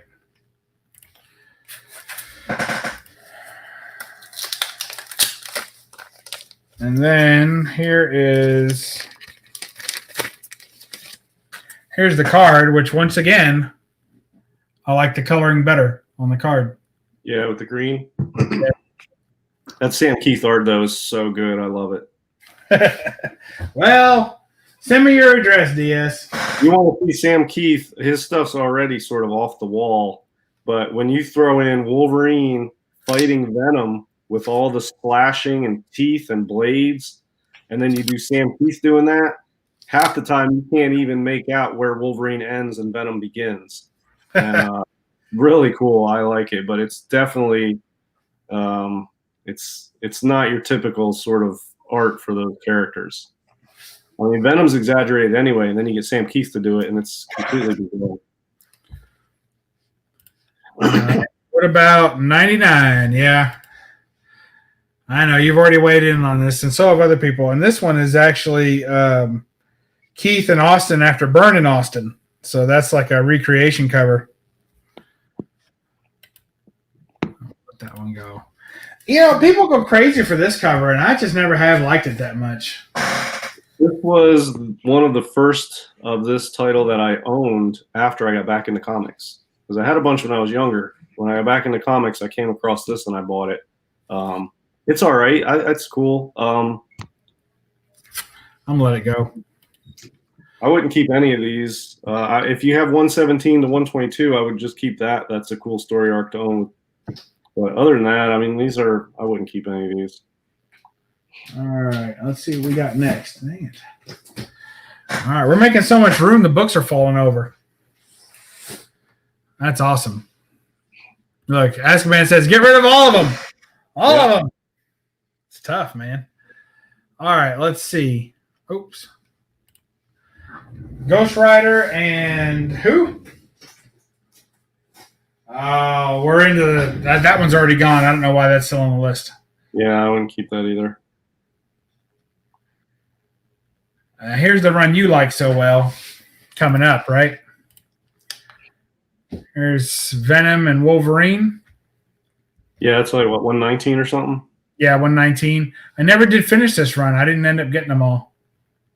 Yeah, I think that run's worth keeping. I don't think they have a trade where you can read that, but 117 122 is a pretty good run. It's a lot of action. It's Sam Keith. It's cool. I like it.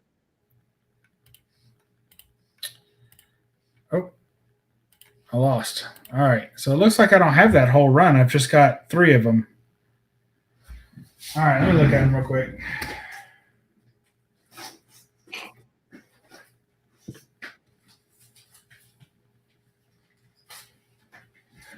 I think I have one that I'm missing in my collection because I have this one, and I don't see it in there.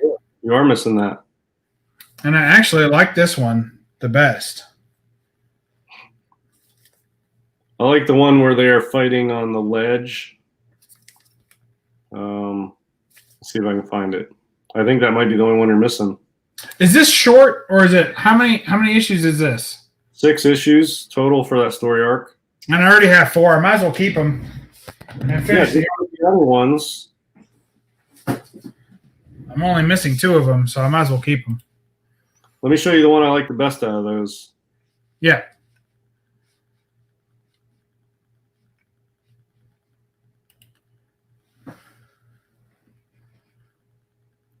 Yeah, so this is 120, and it's so bizarre, but it's just cool. This is my favorite cover in that run. I don't have that one. You got the Constrictor, and there's Wolverine and Venom. It has a image feel to it.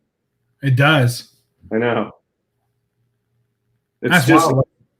It's not a Wolverine cover. It's not a Venom cover. It's a Sam Keith cover. You know what I mean? It's just wacky, and it's just I don't know. I always like this one the best. It's just really bizarre. That's pretty cool. Yeah, I think it's all right. That thing reminds me of those Skeksis on the Dark Crystal. Oh yeah. Yeah. And then do you have this? Do you have? You have 117? Did you have that one? No, those are the 2 I'm missing. You said there's 6, right? Yeah. So I'm missing 117 and 120, I guess. All right, well, those are the 2 best covers.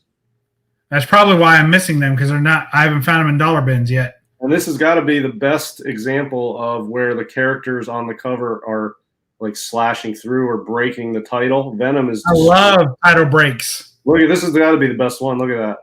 Yeah, I've never seen that cover before. Yeah, that's real cool. Like in the wild or anything. All right, that's going to be a keeper if I ever get that one. So at least I'll be able to read the line, especially if they don't have a trade for it. So that helps make that decision as well. I know you'll give me shit over this one, but I just like this cover. It's weird. I think it's a J. Scott Campbell, if that helps. I don't It's got really a dinosaur, Spider-Man, Hulk looking crazy, the cat looking fantastic, Taskmaster, and Cap. Something about it. I just like it. All right. So I'm not a fan of it, but I see it. what about these DC Marvel team ups here? None of them? Well, I don't know. Not that one. Well, I've got the whole set, 1 through 4.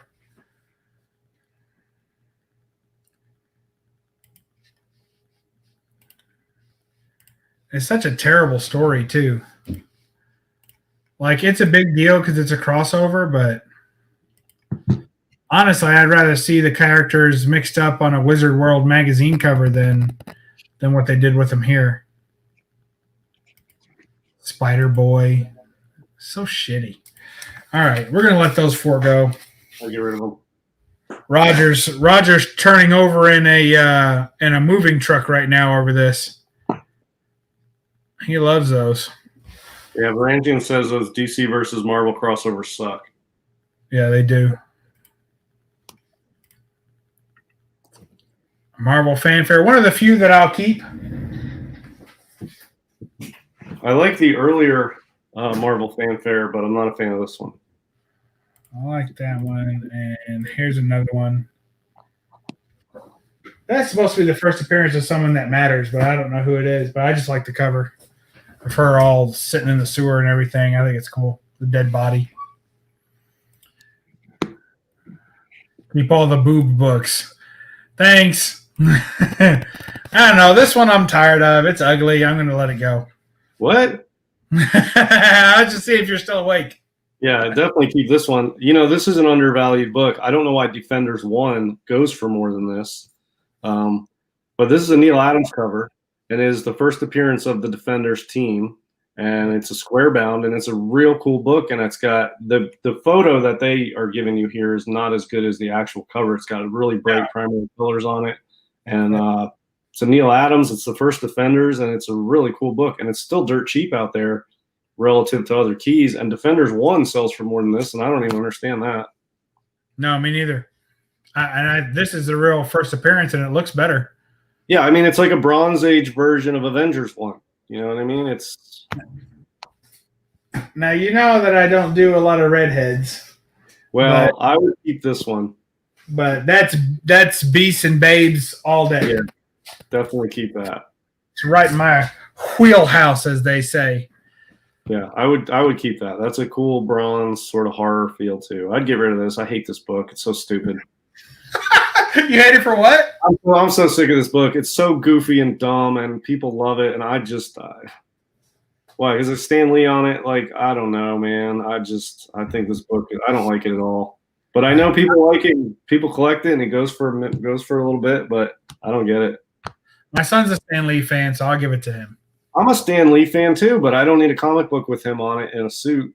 That's fair. I don't know. I feel like that sort of he's in my mind, I mean in everybody's mind, he's a legend. He's the most influential comic book person perhaps ever. And then that cover just is goofy, and it doesn't match the immensity of him in the hobby. And I just feel like I don't know. I also don't like his little cameos in the MCU movies. They're kind of goofy too. And I just really it dumbs down the level of Stan Lee. And I don't like it because he's way bigger than that. And I don't like to see these little, like, I don't know. That's just me. I'm weird, but yeah, I'm a Killjoy Barrett.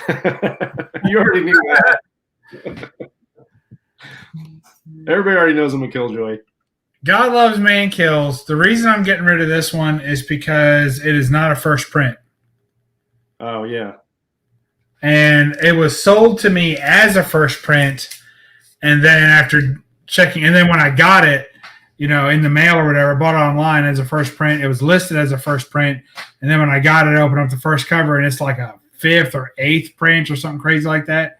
So I'm getting rid of it. Every time I see it, it still makes me mad. Holiday special, keeping that. Why? Why? Yeah, there's nothing Christmas about it. Yeah, it's Christmas. It says holiday special right on it. But none of them are even dressed like. There's no Christmassy thing about it. You know what I mean? There's nobody wearing a Santa hat or anything. It says holiday special. What don't you understand about holiday special? I know, but I want to see like Cap wearing a Santa hat or see a yes. Let me stop you before a Christmas tree. Before you embarrass yourself and show you the back cover, because I've been pulling your leg. Check out the back cover. Oh, it's a wraparound with Santa? Yeah, and they're all chasing Santa Claus and a reindeer. All right, keep it. I knew it. It's a winner. All right, good deal. This next one, I think you're probably going to make me get rid of. Marvel Legacy #1.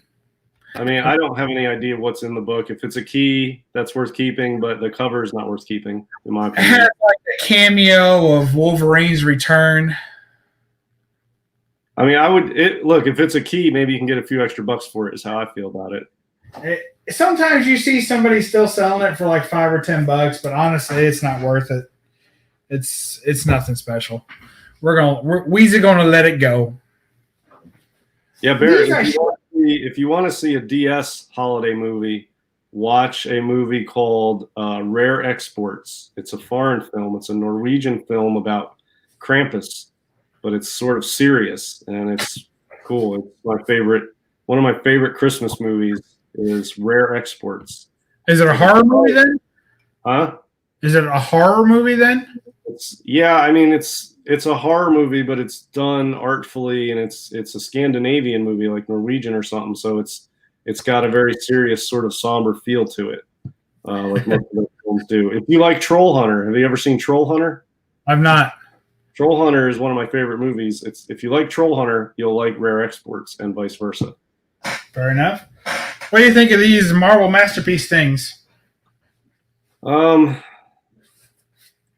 I mean, I think you should sell that because a Spider-Man fan is going to eat that up because that's a really cool Spider-Man cover. But you're not a Spider-Man fan. I mean, why would you keep that? I like Juiceco. Yeah, all right. So, I mean, there's better Juiceco stuff out there, but I mean, this is for a Spider-Man fan. This is not for you to take up space in your collection. That's how I feel about it. But yeah, that's a good cover, but it's a Spider-Man cover, and you're not like a Spider-Man collector. How about this one? I mean, same thing. That's her Ghost Rider. You're not a Ghost Rider collector either. No, not really. There's more inside, but honestly, they're not. They're just okay. Those are cool for people who are like that's like if they had a Wolverine one, I would keep it. But a Spider-Man, a Ghost Rider, the Hulk. I mean, I would sell that one too. That's not even a good Hulk. That is a pretty good one. Those are good covers.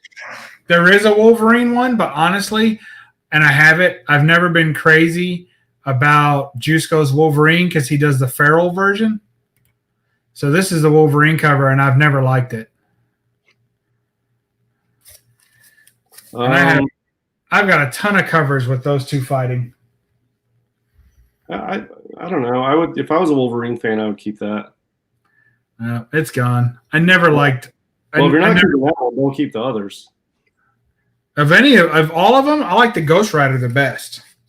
The Hulk's the best. You think the Hulk's the best? I like the Hulk and then the Spider-Man. Those are two best.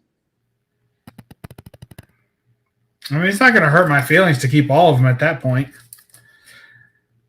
I should keep the Wolverine. I like the Ghost Rider. And you like the other two the best. Hell. They're all staying. But I tell you what is going, and that's this horrific piece of crap.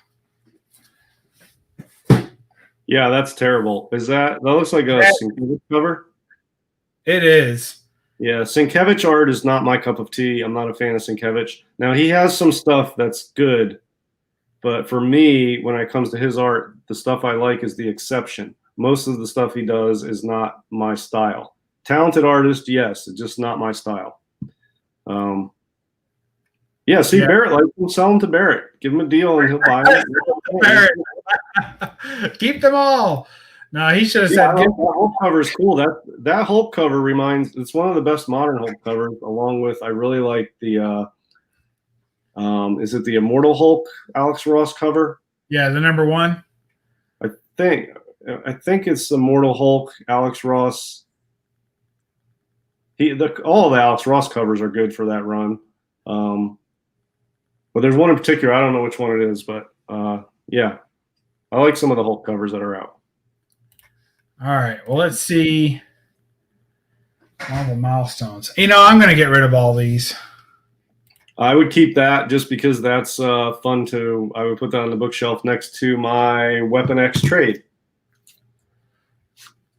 Then you can read it. So you're saying you want me to send that to you? No, I have it already. I have a couple of them. I think I still have one left. I have the True Believers or is it True Believers or the exact reprint one they did recently? And I had that one. Yeah. And yeah, it's cool. I like that story and that art. I like the True Believers ones. I like the facsimile editions the best. And once those started coming out, I think I'm going to get rid of all these because they did color differences on these milestone editions. Yeah, they did. And they're not the original colors. Yeah. It really changes things. They also changed details in the background. They added details to some of the backgrounds. Like if there was a building that was just a block before, they went in and drew. I didn't know that. Huh. Yeah, they're not definitely a cool story. It's not your typical bronze comic book. It's definitely a cool read. I really like the art and the story in that. All right. Yeah, I really like this book. I've had several copies of the original just to sell, but every time I get one, I'm excited to get it. This one I think I'm going to keep too. Yeah, I would keep that just like the other one.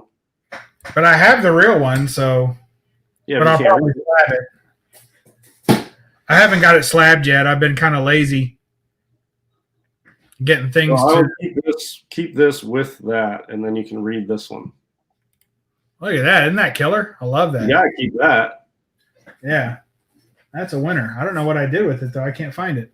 I don't know what that is supposed to be, though. What is that? Reprinting.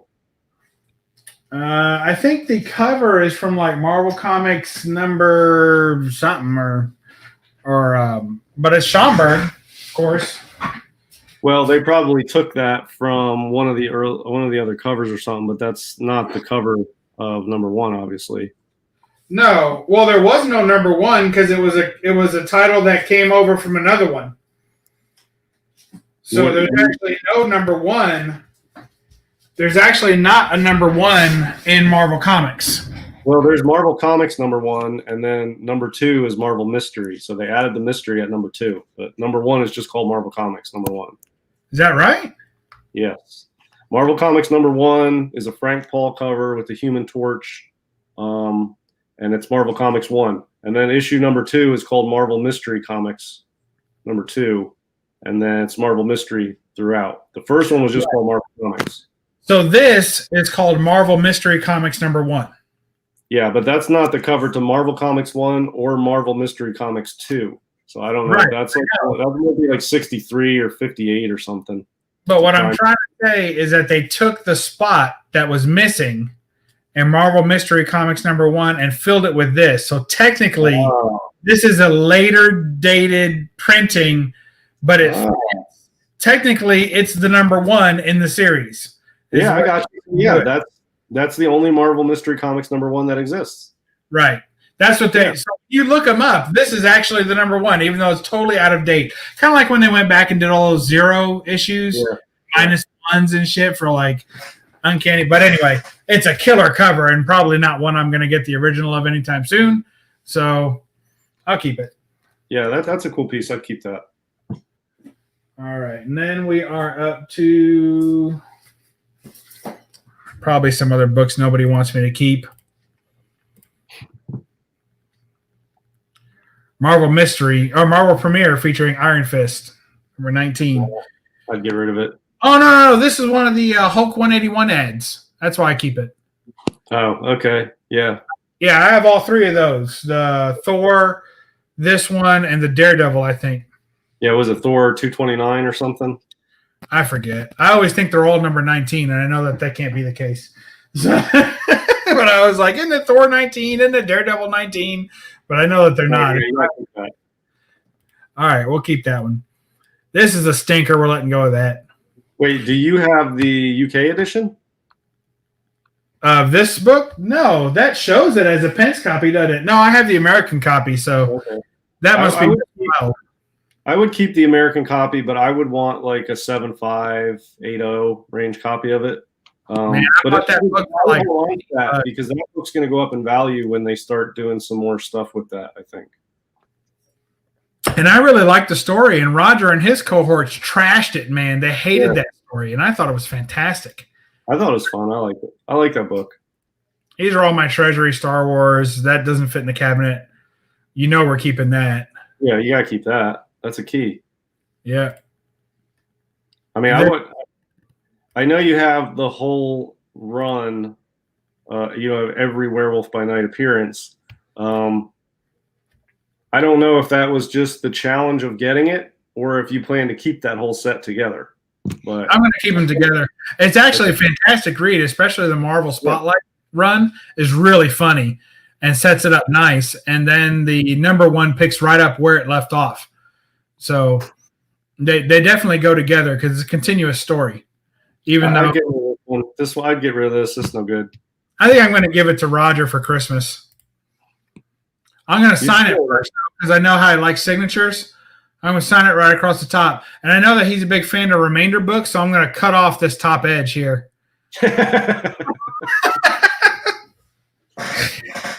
Actually, I helped Roger acquire his copy of this as I came across it. And it's missing like the bottom corner, like a real big corner, like from there to there. Yeah. But kind of like Hulk 1, the splash page underneath matches the cover very well. So it kind of blends right in and kind of looks like nothing's missing. Kind of, right? Yeah. And it's a rare copy, but he didn't pay hardly anything for it. And you know, it's a placeholder for him till he gets another one. So he can focus on other books for a minute. So, yeah. So anyway, if I gave him this copy only missing the top, that'd probably really piss him off. Like, if he had all this, he could marry them together, maybe do a little splice work. Yeah, he could. All right, Ghost Rider number 7, just early Ghost Riders. I don't know. It's hard not to keep those. Yeah, I mean, all the bronze stuff's cool. I wouldn't keep it unless it's key or it's a specific artist you like or a character appears in it or something. But Marvel Spotlight 7. This was third appearance. Marvel Spotlight 9. Yeah, I wouldn't keep it. Man, I love that dinosaur in the back. I don't know. The other thing is money for these too, though. If you have good condition, these will sell easy, and you can put together a nice little budget to get something else that you're looking for. Well, you know what happens though is that sometimes in my brain I'm thinking, what about if I ever wanted to complete this run? We've talked before about collecting downhill. I have every key from this run, so if I did want to finish the run, it'd be quite easy to go from here down and finish the run. You know. Like here's Marvel Spotlight. I think the last key in this run, Marvel Spotlight 28. Yeah, that's the first Moon Knight story. First Moon Knight story. Moon Knight solo appearance, right? I would sell that because prices are up on that. You can get a good penny for that one. Yeah, but then I don't have a copy. Yeah, but I mean, you're not the biggest Moon Knight fan in the world, are you? No, but it's funny. I only got it for a couple bucks. I mean, but by having my Werewolf by Night complete run, I have a number 32. Well, if you have a Werewolf by Night 32, you don't need this. Yeah, and I got 34 or 33, 34, 35, whatever his run is, and I have all his Moon Knight crossovers too, where the Sienkiewicz run that he did was pretty cool. Yeah. I mean, you can get a decent price for what you have in it. You could get a nice chunk of change for this book. I got one at CGC right now. Yeah, and I know what I have in it, and it would be nothing but profit. I could sell it $10 and make a profit on that book based on what I paid for it. Oh, there's one more key in that run, which I also have, and that's First Spider-Woman. That's a pretty good one. Yeah. I like. Yeah, that's a good one. I would keep that. Yeah. All right. Wolverine Marvel Spotlight. No, that's terrible. What do you mean terrible? Looks like a comic store poster. That's what I like about it. Yeah, but it's not a poster. I don't like it at all. That's terrible. It's not even old. 2009. Yeah, but these kind of things, you want them to be newer because they show more stuff. Yeah, this interior is shitty. I never opened it before. Yeah, I'm letting go of it.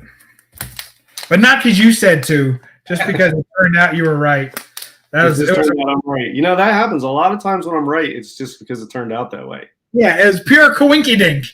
Well, I'll take it. If I'm right on merit or luck, either one is good enough for me. All right, fine. There's Secret Wars #1. Let's see, who do I have it signed by? Oh, it's signed by Shooter also. I thought I had it signed by Zach. Oh, well. Well, I'll tell you this. The Secret Wars ones that I would be buying now would be this one, and then the first issue, well, obviously number 8 is its own thing. So 1 and 8, and then in the second volume, I would buy number 1 and 3, because number 1 is the first human form of the Beyonder, and number 3 is the recognizable human form of the Beyonder that we know. And this was the first overall appearance of the Beyonder, I think, even though he's not in human form yet. And it's the first issue, and so this is a key. Number 8's a key because of the Spider-Man Zek origin of Black costume. And then I would collect 1 and 3 of Volume 2, and those would be the only 4 Secret Wars I would buy. Now, what do you think about this, what Chris is saying here? I see what he's saying. You know, we kind of are, because you're struggling to get down under 2,500 books. I'm struggling to reach 100. I don't even have 100 books on my PC.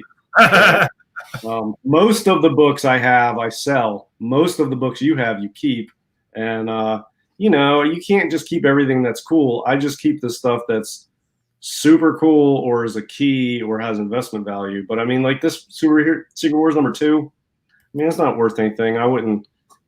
You can also, if you just think it's a really good story, which it is, I love this story, you could just buy the trade. You don't need to own all these books. So you wouldn't keep any of these? No, I would just keep 1 and 8. That's it. I mean, what's the significance of that one? Nothing. It's just to read it. No, it's just just buy the trade.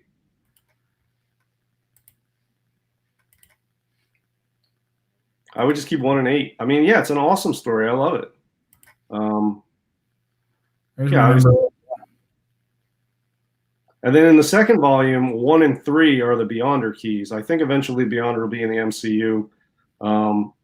And, he's sort of like a warlock. He has different relations of first appearance type stuff going on. So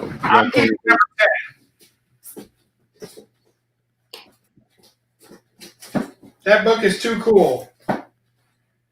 Yeah, I wouldn't, but it's definitely cool. Whatever. And it's signed by Zek, and it's probably my favorite, modernish Doom cover. It's for me, it doesn't have a lot of value monetarily. It doesn't have a lot of investment value, and it's not hard to find. So I wouldn't have any reason to keep that. That's fine. But that's what I'm saying. If I kept everything that I thought was cool, I would just keep everything. I mean, every comic I get, I think is cool. Well, I liked it well enough to get it signed, so that must have been then. Well, if you got the SIG on it, then that's worth a little more. It's a cool factor. Face of Doom. That's just such an ugly book, too. I mean, some of these are just not great covers at all. Like, that's my least favorite right there. So crappy. That's the Halloween Comic Fest version.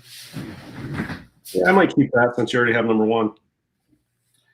Yeah, I think I also keep it because it is. Oh, and I'm also keeping. You know what? I'll let the number 2 go.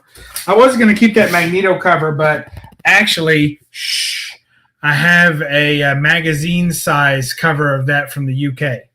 So don't tell anyone. Oh, keep it a secret. Thank you. You have You're good. second volume? Do I have what? Volume 2, Marvel Superhero Secret Wars. I already sold it. Yeah, if I were you, if you want to just like spec on it or whatever, I would just buy 1 and 3 from that second volume. Because what I was saying is the Beyonder is sort of like the Warlock, where there's numerous different sort of iterations, and he's got his first appearance in Secret Wars 1, and he doesn't have a human form for that whole volume. And then the second volume, he takes on a human form in number 1, but then he takes on that form that we know in the white suit finally as his final form in issue 3. So those are like the 3 sort of Beyonder keys, and it's sort of like the Warlock with the cocoon and the him and the Warlock. So yeah, I would just I've got a stack of number 3s from that second volume. I'm just sitting on them. Hoping that they mature. Hey, Carson, good to see you. Let's see. I don't know. This book is weird. So I have it mostly because it was a funny story. When I saw it, I didn't know. This is early in my collecting. I didn't know what it was. So I picked it up, and it was, I guess I thought it was a Hulk, what is it, 101 or so? What is just retells his origin? Yeah, again, for the millionth time. But this one's the Marvel Superheroes version, so this is a reprint. An old reprint. Hulk 1? Is it a reprint of Hulk 1? It's a reprint of Hulk, I think, 100 or 101. Well, there isn't a Hulk 101. There's a Hulk 102. Well, that's what it's reprinting then. Okay. Yeah, I like the reprint of Hulk 1. That's an expensive book, but that's a really good story. Some of the Silver Age keys, I think, are kind of goofy. They don't really grab me, but the Hulk 1 is a really good story. I kind of kept this book just because it was, I found it in a dollar bin, but it had an original price tag of $100. And I was like, somebody was trying to pawn this off once upon a time as the original book, I would sell it, but it's not worth that much. You could probably get $5 if it's a nice one. Yeah, that's true. All right, let's see. Oh, now some of these get into some weird books that I've never seen anyone else show off. Not that makes them rare, but I just like that. It's got Sentinels. It's got Wolverine battling the Sentinels. It's always some of my favorite things. It's a fall special. 80-pager too, huh? Yeah, it'd really clear up some extra space in the cabinet if I got rid of it, but it's got the Shroud, Marvel Boy, Cloak and Dagger, people you don't see, Yeah, it looks like it would be fun to read. Yeah, we'll save that one.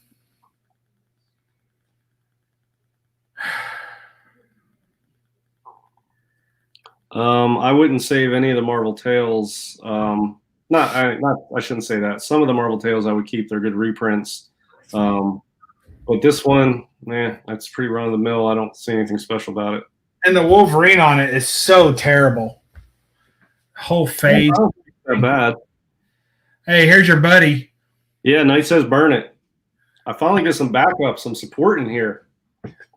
Hey, if he wants to jump on, he can. Nobody else wants to be on a stream with you, DS. That's the problem. Well, apparently because I'm a killjoy, bub. Well, this is not news to me. What up, Don Dizzle? Welcome to the party, pal. All right, we're getting rid of this one. It's them there goners. Gonzo. We're almost done with the M's. There's some McFarlane covers at the end of the Marvel Tales run, I think. Like original? Are very tough to find, and in high grade, those are really starting to go up in price. If you find one of those McFarlane covers towards the end of the run, they're worth a lot of money in high grade. They're very tough to find. I'm going to keep that in mind. I think it's the Marvel Tales run that has those.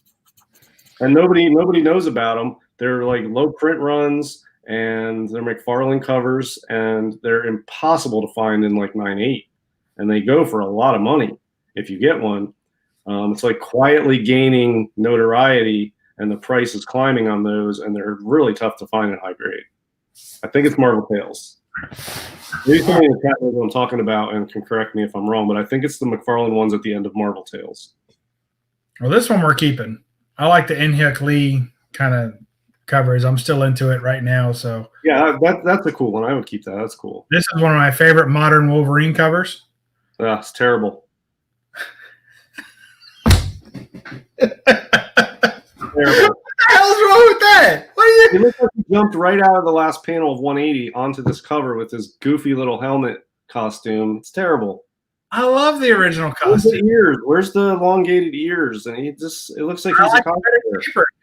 That's like a cosplay outfit. That's terrible. Whatever. You suck. That's horrible. All right. What about this one? Well, that's cooler, but I wouldn't keep it. It's a key. Is it? Yeah, it's the first Spider-Man out of title. No, it's not. Yeah, it's first team up with the X-Men. First time Spider-Man meets the X-Men. That's what it is. No, it's not. Then what is? Well, I guess he's not in the. What about that X-Men 35 that has? Is he in that one or not? Spider? That's what it is. I have it reversed. It's the first X-Men out of title. Well, I don't think that is either because they were in an issue of Avengers before this. Were they? I think so. Yeah, I think there was an early Avengers with an X-Men crossover. Yeah, like 11 or something. 11 or 13 or something. Avengers 11 or 13, I think, was a X-Men crossover. I still don't think you're right. This is 1976. Well, let me check. It's King Size Annual number 1. Marvel Team Up King Size Annual number 1. Yeah, I hear you. Let me see. See what about that.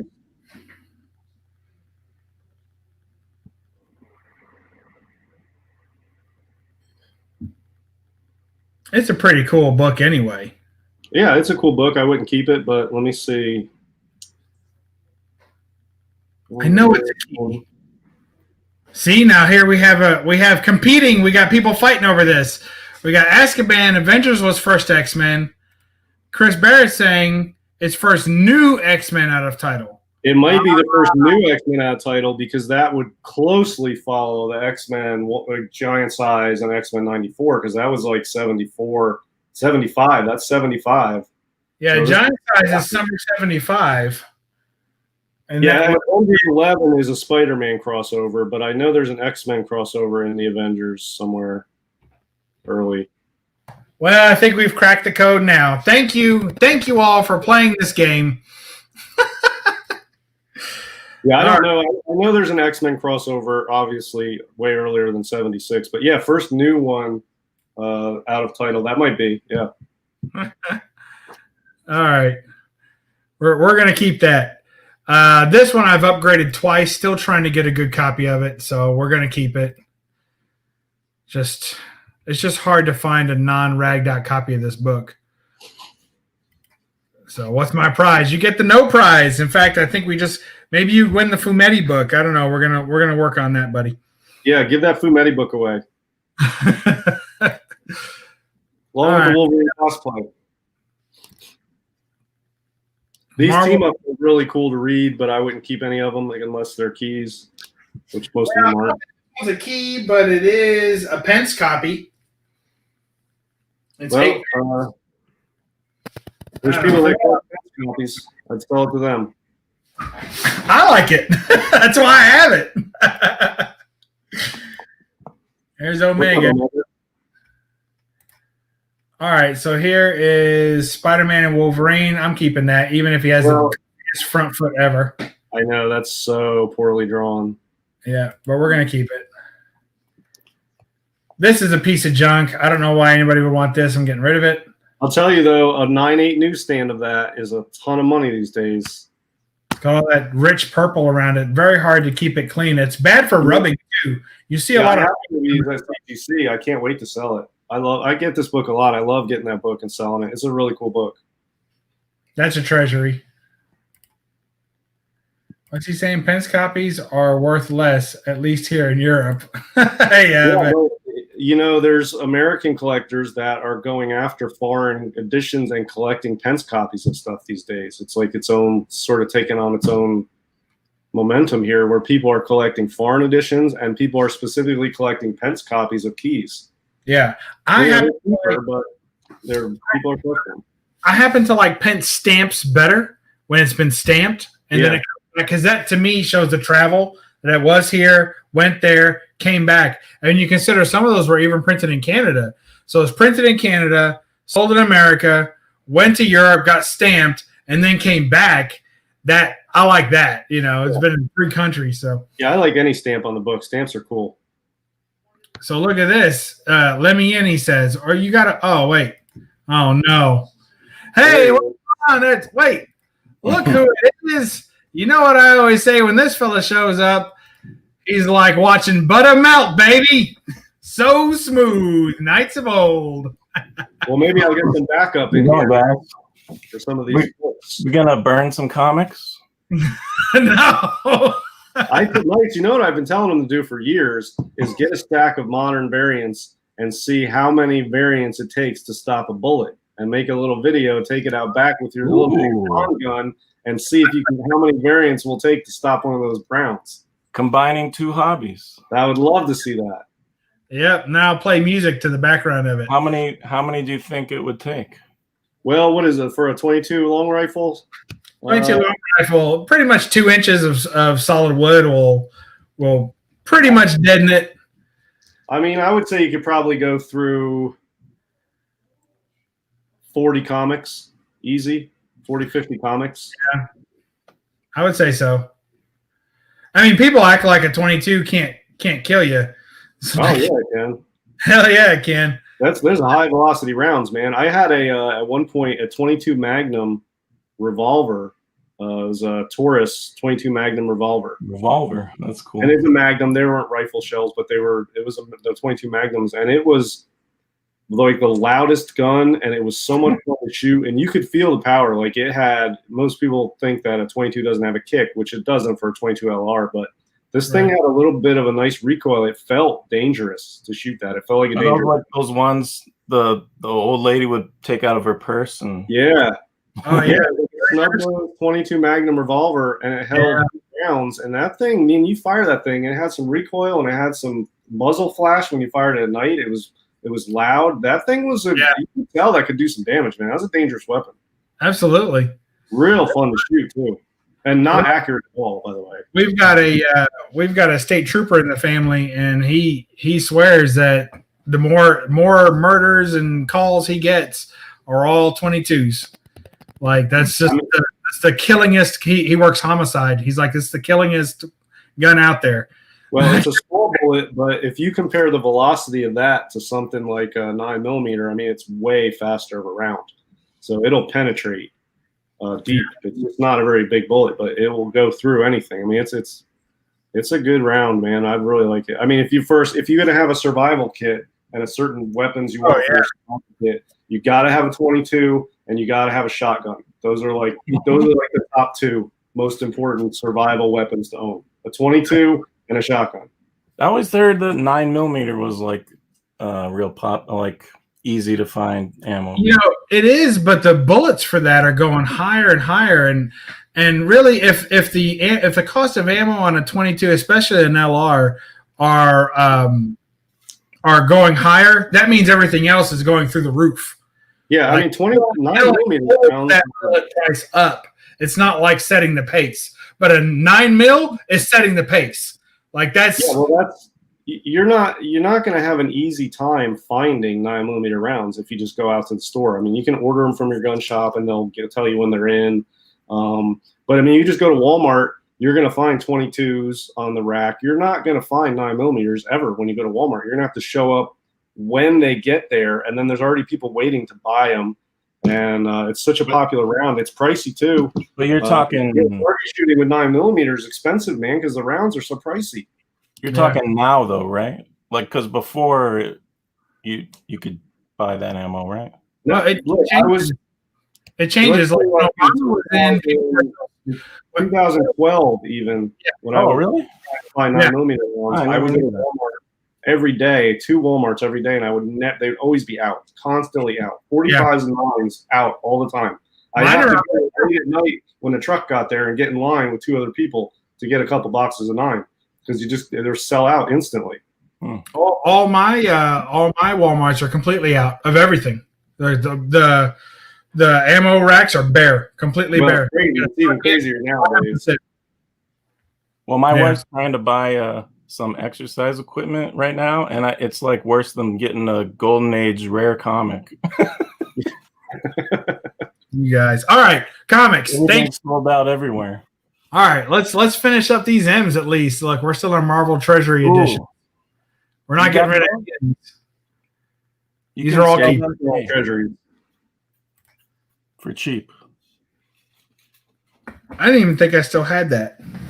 Well, you shouldn't.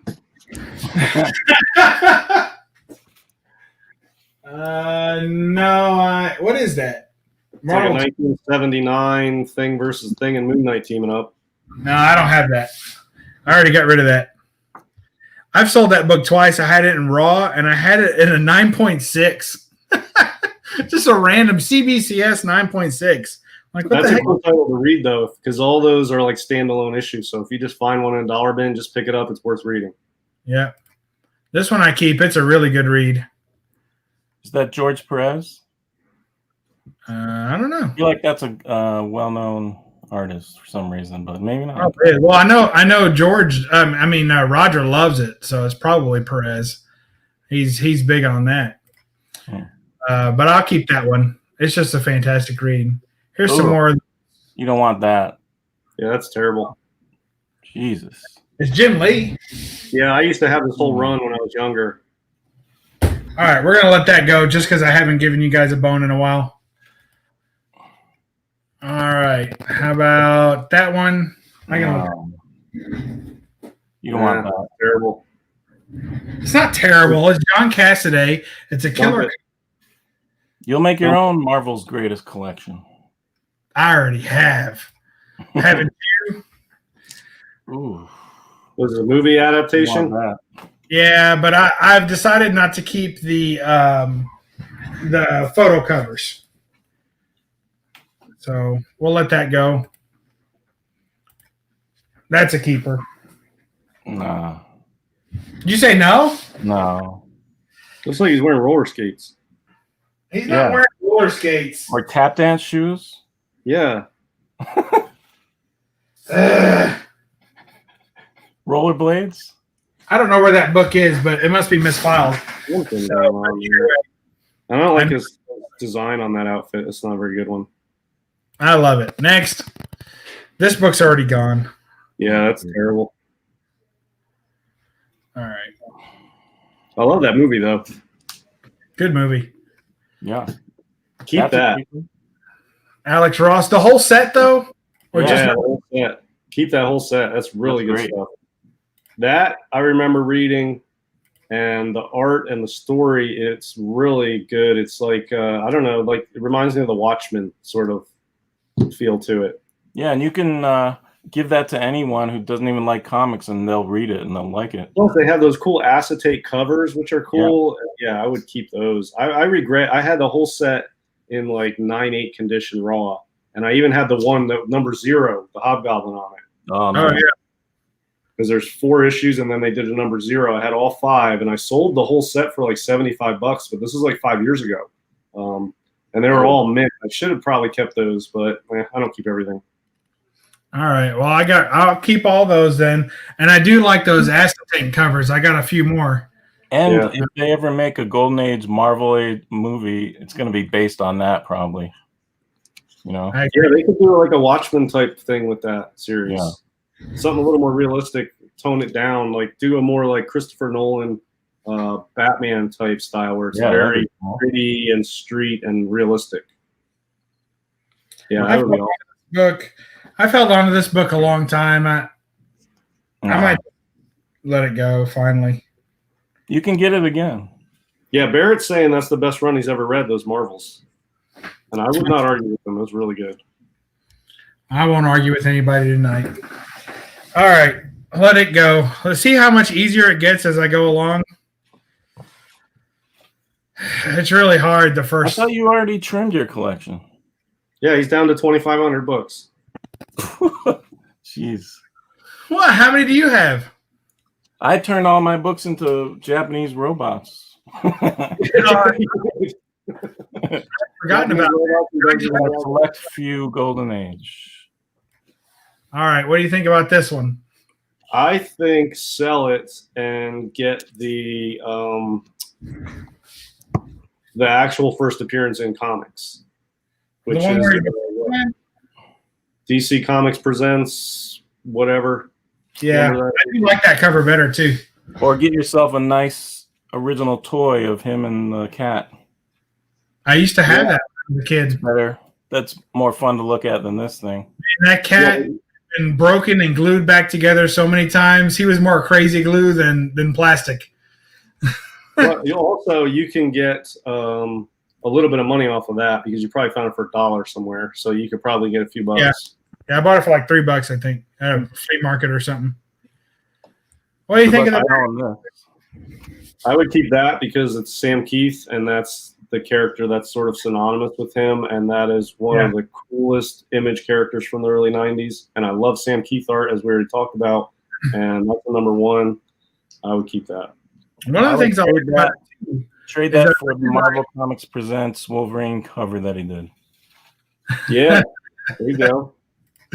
I also like the number 2 issue of this, where it's got the girl in the leopard print. But if you go to the back of this, it's got it, so you can't lose. Man. You can't lose because they need to get the darker image number 1, or get the darker image number 1. I think that's the first appearance of the Max. I thought that book's like $2 book. I know, dude. It's an awesome book. Now it says I have Max number 2, but I don't. I got Overbite. See, why is it saying I have? See, we have a discrepancy. There's a glitch in the Maxtress, because my phone app says I don't have Max number 2, but the online version says I do have Max number 2, and it's the book I can't delete. Like no matter what I do, it won't disappear from this online. So there's a glitch. So it always says I have one more book than I really have. Look at that. His signature wants to be Frank Frazetta so bad. I can't stand it. Can Here's Mage Agency. I'm trying to collect this run, so at least the first few of it. So we're going to keep that for now. Well, I wouldn't hold it against you for collecting Comico stuff. That's super cool stuff.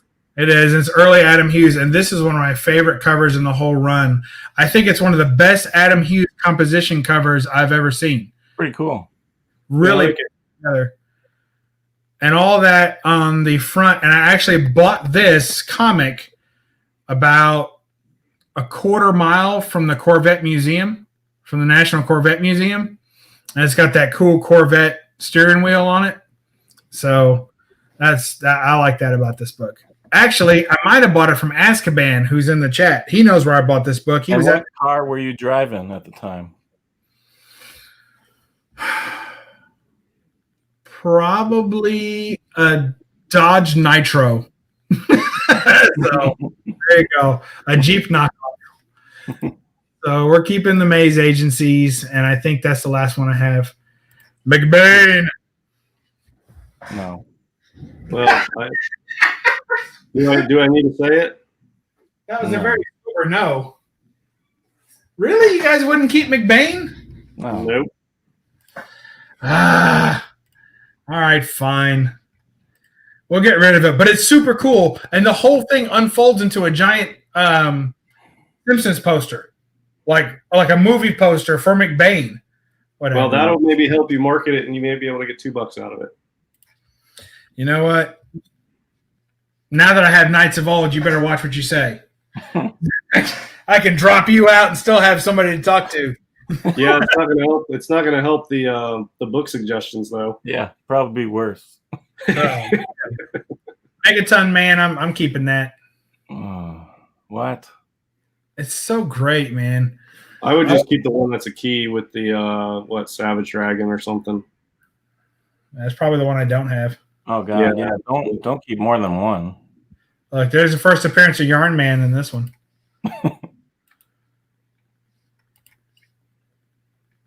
Man, those books are killer, man. If you haven't read them, you're just. It looks like the Tick. Yeah, it does. All right, I'm sure it is. It's a lot like the Tick, which I love. All right, I know you guys want me to get rid of this one. No, this is an Aircell. Aircell did reprints of Golden Age material like pulps and noir stuff, and that's probably what this is. It's probably reprints. It's new stories in this? This is the first appearance of the Men in Black. Okay, yeah. I mean, the Aircell stuff's cool to read, but I don't keep it. I think I have a couple Aircell pulp reprints somewhere. Yeah, they also did a couple of less savory, less tasteful stuff too in Aircell. A lot of the smutty stuff too. But this one's pretty good, and I have the complete set of the Men in Black 1 through 3. It's just a three issue story. Yeah, that's cool and unusual. I wouldn't hold against you for keeping those. Fireplace. Oh, is that Michael J. Fox from Teen Wolf? You know, every time I see it, I see Roddy Piper from They Live. Oh, yeah, I see. It looks like Michael J. Fox from Teen Wolf. I like that pentagram in the background made out of smoke. I give up. Oh. Nope. Well, Yeah. what? You mean yes, keep it? No. Dump it. God, no. It's terrible. That's a fine Art Germ Mira cover. Yeah. How many Art Germ covers would it take to get a cheap Planet Comics or a Jumbo Comics? Probably 60. No. Get rid of this one, you only need 59 more.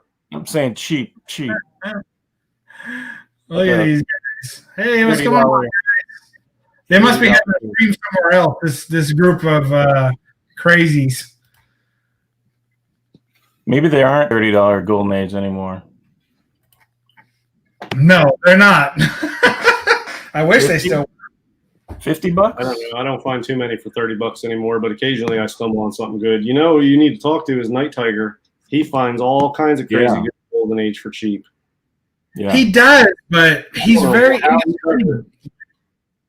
he scattershots. I know how he does it. He's talked to me before about how he does it, and I respect his method. And actually, it's not that dissimilar from what I do. It's just that when I do it, I'm focused on specific titles, and he's like anything before 1954 is literally gold to him. He's down for it. Stuff that's like 1940, 1941, like early Prize comics and Smash comics, like early quality Nidor titles, like.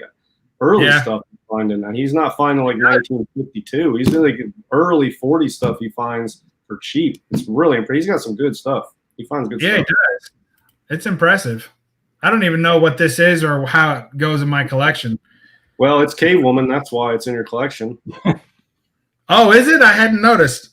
Yeah. All right, I'm getting fussed at by some of my friends here in the chat that don't have wrenches. Now they don't necessarily deserve wrenches. I'm not that at all.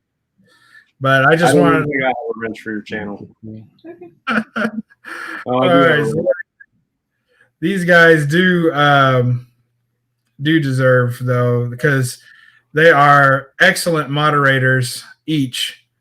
So let's make sure they all get their wrenches because they have helped me out before. I think I got everybody. You guys, I'm sure, will let me know if I missed somebody who just. This is not a Bud Root Cave Woman cover though, so I would get rid of it. No, in fact, it's one of the few that that Devin Massey did, whom I think is freaking terrible. But you bought it.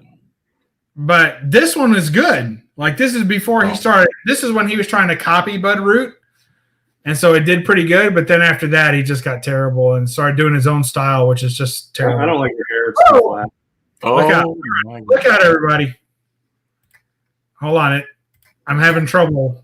I'd get rid of that. she's out of proportion. Oh man, I would keep this. Yeah, that's number one. That's the first one, right? Yeah, and the Michael Turner Fathom covers are really, really good. Yeah, I think the interiors are decent too. I had only one copy of this before that I flipped through, and it was good. Yeah, I liked it. I don't.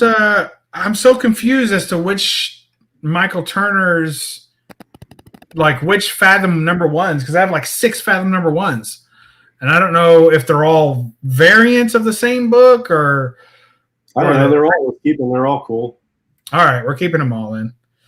not that one. Oh man, this one is big time book. Looks like a Pokemon card.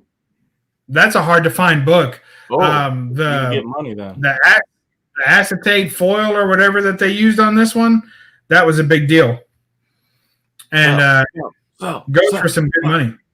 Oh no, it's killer, man. In person, that book just shines like a new penny. It's so pretty. So pretty. Now look, I've lost track now. Am I pulling these books? Yeah, I've been pulling them. I just want to make sure. See, like this one, oh, this is volume 2. Still Michael Turner, though. Yeah, I would keep that. That's real cool. Okay. And then Blake says no. Yeah, I don't like that one really. Thumbs down. Yeah, Yeah, thumbs down. go. It's definitely not one of the better ones. I mean, you start keeping stuff like this, then you're gonna start keeping all kinds of stuff. No, you got to go. That's why he has 2,500 books. That's true. All right, let's see. This one? No. Really?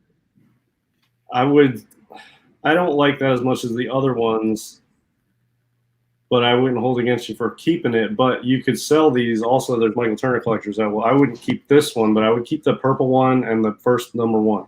I don't really like her hand in this one. Like, where'd it go? It's kind of like if life had to draw hands. I like the blue. The first blue one had the signature kind of Michael Turner feel. I agree. But these, yeah. No, that one's no good. No. Lone Star Comics. Lone Star. I really don't need a mycomicshop.com logo on the comic cover. It was a store exclusive, man. Don't you get it? Yeah, I don't play that game. Not into store exclusive stuff. I'm sure you guys aren't that one either. Not enough bubbles. Yeah, I don't know. I wouldn't keep that one either. I like one and then the purple one. But yeah, that's all right. What is that? Fathom number 1 again? That's what I'm saying. I've lost count. Volume 7. I have like a crap ton of them. Well, I'm keeping the Mighty Midgets. And anything pre-code I'm keeping. So yeah. I agree with that. Keeping my Bullet Man too. Harder to replace. Yeah. About that. All that and get a Terry Toons first appearance of Mighty Mouse. Yeah, I would dump that. Is there such a thing? Hell yeah. Yeah. All right. Yeah, I'm good with letting that one go. I've had it for a while. I've enjoyed it for a while. There's awesome Terry Toons Mighty Mouse covers. All right, we're gonna let that one go. Yeah, some of those Terry Toons are tough too, man. Oh yeah. And pricey. Milk and Cheese. It's so bananas. I like that one. No, it's like a 5th print. Keep 1. Yeah. Not 10. That's all I got, so you don't have to worry about it. Get rid of this. I thought you liked Miss Fury.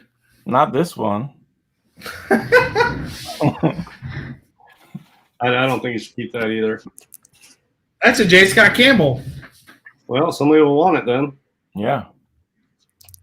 It's good when there's something keeping that's liquid and you can move it quick. It's always, always a plus. Yeah, you can always get rid of J. Scott Campbell's covers. People love that. They go crazy for those. All right. That's a winner. I don't care what you say. It's kind of cool, actually. Yeah. if you've never, this is what I say every time I see this book. To all you fellas out there, if you have never seen this face, you're doing it wrong. That's all I have to say about it. If you've never seen that, then go take a class or read a book or figure that out. Talk to somebody who knows. All right, next. Well, we know you're keeping all the Tomb Raiders. Yeah, good point. What the hell is this? Look, what do you mean? What the hell is this? This is Tomb Raider versus the Wolfmen, and look at all the Wolfmen. He's a huge Tomb Raider fan, though. Knights. He keeps. Well, you get the first appearance, the graded PlayStation 1 game. Oh, sorry. Did I say that out loud? Yeah, that's probably 30 grand these days. Yeah, you're probably right. Oh, look at that beauty! Look at that gray Morrow beauty. That's cool. That's good. Yeah, that's a keeper. See, now this is a book I would get rid of, but at that point, this is the only Moon Knight that I would be missing from the total Moonlight collection. You know. Well, what you should do is get the Marvel Spotlight 28 and this and sell them together. You already have a Werewolf by Night 32, and you're not a huge Moon Knight fan. You have a special appearance. Get rid of sell these two as a set. You probably get $100-something. Yeah. You think that they're worth that much now? Have they raised in value that much? I mean, if you have VF copies of both of these, you could probably put them online for $100. I probably have as a set. GD copy of mine, maybe VG. I don't know. I doubt they're VF. If you've got the Werewolf by Night, just keep that. Just keep the Werewolf one and dump all the rest. Yeah, that's what I would do too. Although I like the one wherever it's his first solo. I kind of like that one. Yeah, Marvel Spotlight 28. Yeah. Kind of like that one. I have that one too. I could get rid of all three of those. What was the other one? Marvel Spotlight 28, this one, and what was the other one? This one. Oh, just those two? I would put those two together and sell them, yeah. Okay. I would keep Werewolf by Night 32 and 33. We're going to think on that. Now, these books are super hot right now. These Sienkiewicz Moon Knight covers, super hot. This one, let me tell you how hard this is to get in 9.8. I like that one. It's so hard to get in 9.8 that TJ has a 9.6. No! And he bought it from me because I found a really high-grade copy. I thought I might get a 9.8, but I got a 9.6, and so I sold it to him. And their 9.8 on this book is practically impossible. Or there's one out there and somebody wants $500 for it. Cool. I like that one. And this one? Too. I like that too. Yep. And this one. Yep. Yeah, that's cool too. So that's the Moon Knight trifecta right there. I would keep those black covers and get rid of the blue covers. Are they in sequence? Yeah. That's cool. 30, 28. Oh, no. This one's number 8. Oh, and then it jumps to 29 and 30. That's just a badass Finch cover. No. I love that book. It's gone. I'll tell you what, I'll let you keep this if you sell the blue ones. I'm not selling the blue ones yet. The blue ones. He's just going to call Chris Barrett's saying you could probably get close to $200 for the 2 blue ones. I'll let Finch go. Dude, yeah, get that money now while you can. That's what I'm saying. Those 2 blue ones. Well, I can. What do you know that I don't? Am I going to live to next year when they go up another $10? Maybe we'll all die, or maybe the bubble will burst, or I don't know. Or you can use that $200 to buy something that you need for your collection, like a nice copper key or something. Yeah. All right. You could buy like 12 rounds of 9mm. Yeah. All right. Real talk now. I will sell those other 2 when the trailer for the Moon Knight TV series drops. When that trailer drops, I'll sell these 2 that night. And then I'll maximize my money. They'll never be worth more than that. Okay, that's fair enough. They stay in here until then. You guys remind me when that time comes. You don't need this. Yeah, this is a rarely known book. This is Moon Knight Volume 5, number 20. and it contains a reprint, a full reprint of Werewolf by Night 32 inside of it. Yeah, but you have Werewolf by Night 32. Yeah, locked up in a slab. Yeah, but you can get a read it online. Yeah, you don't need this. I'm keeping it. You guys don't know what the hell you're talking about. Oh. Yeah, I keep that. Yeah, that's pretty cool. Show the back cover. Does it have a good back cover to it? It's not showing up on this. Sometimes they don't have the back covers. Okay. Mr. Monster. You gotta keep that. Yeah.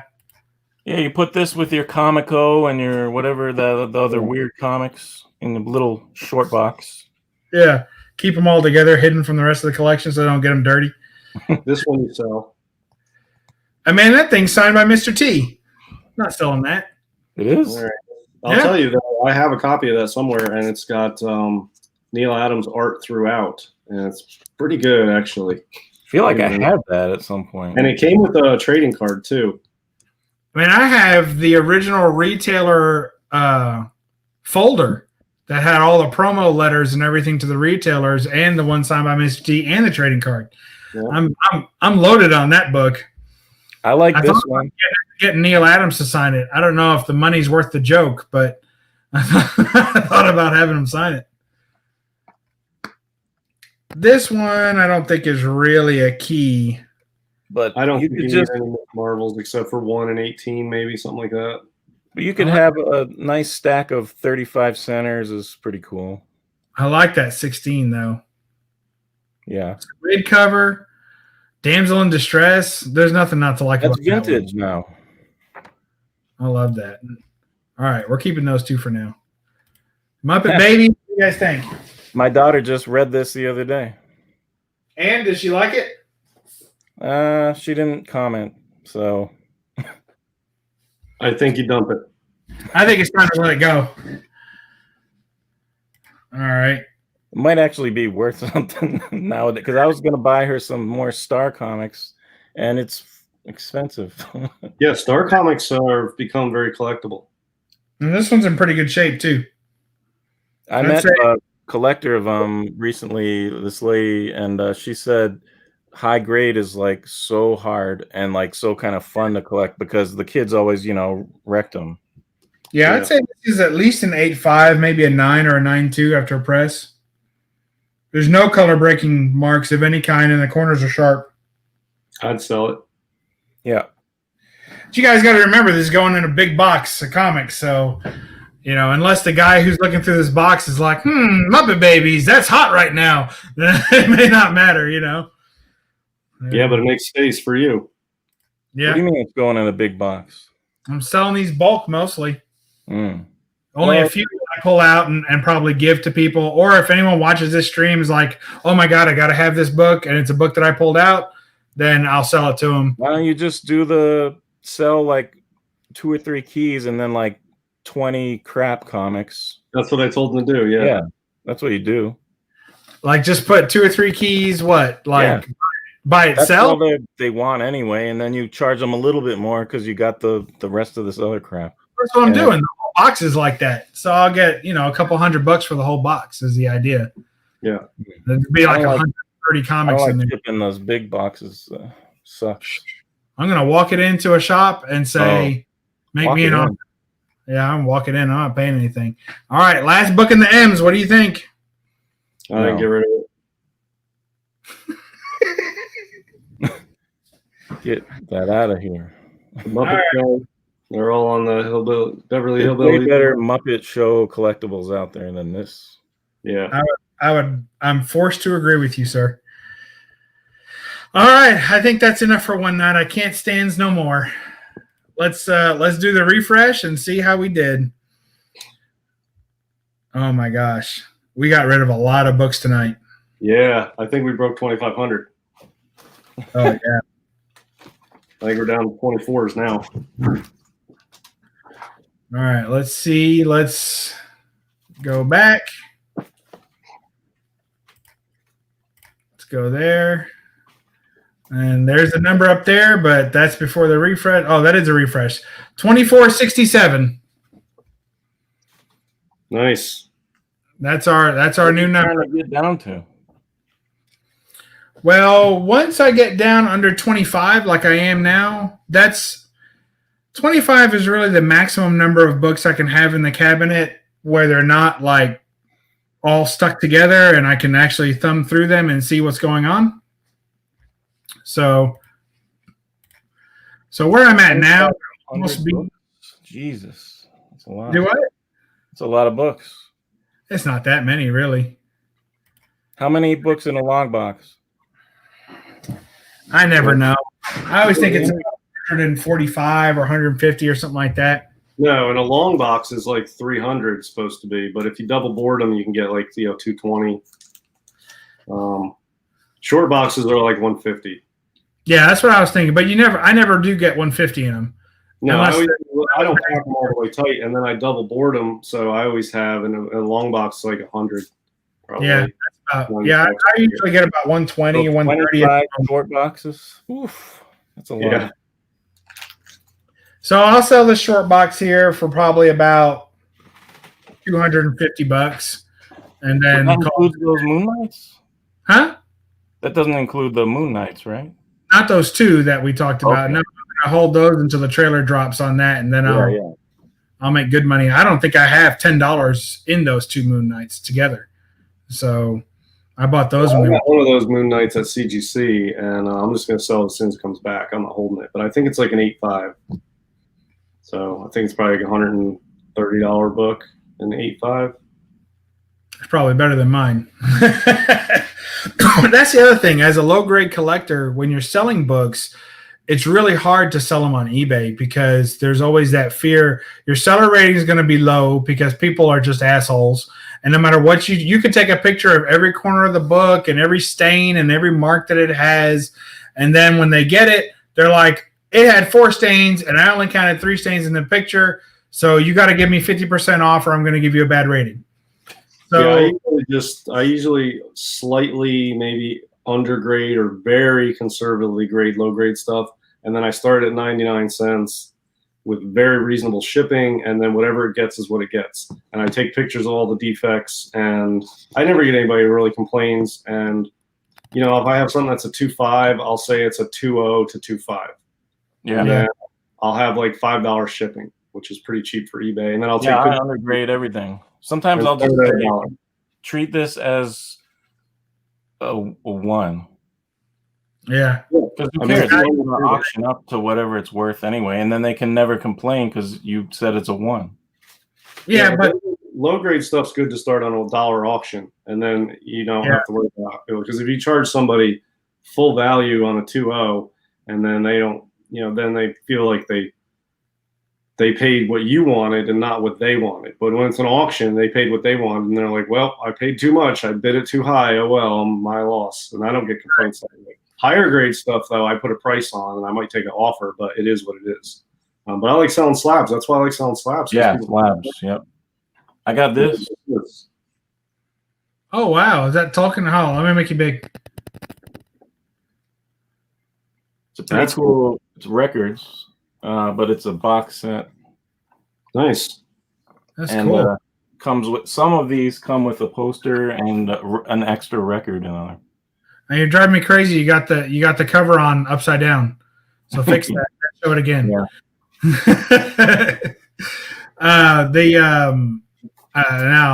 a little birdie told me I about ran over an elf in my car the other day, and to save his life, he told me that I may or may not be getting a new record player for Christmas. Nice.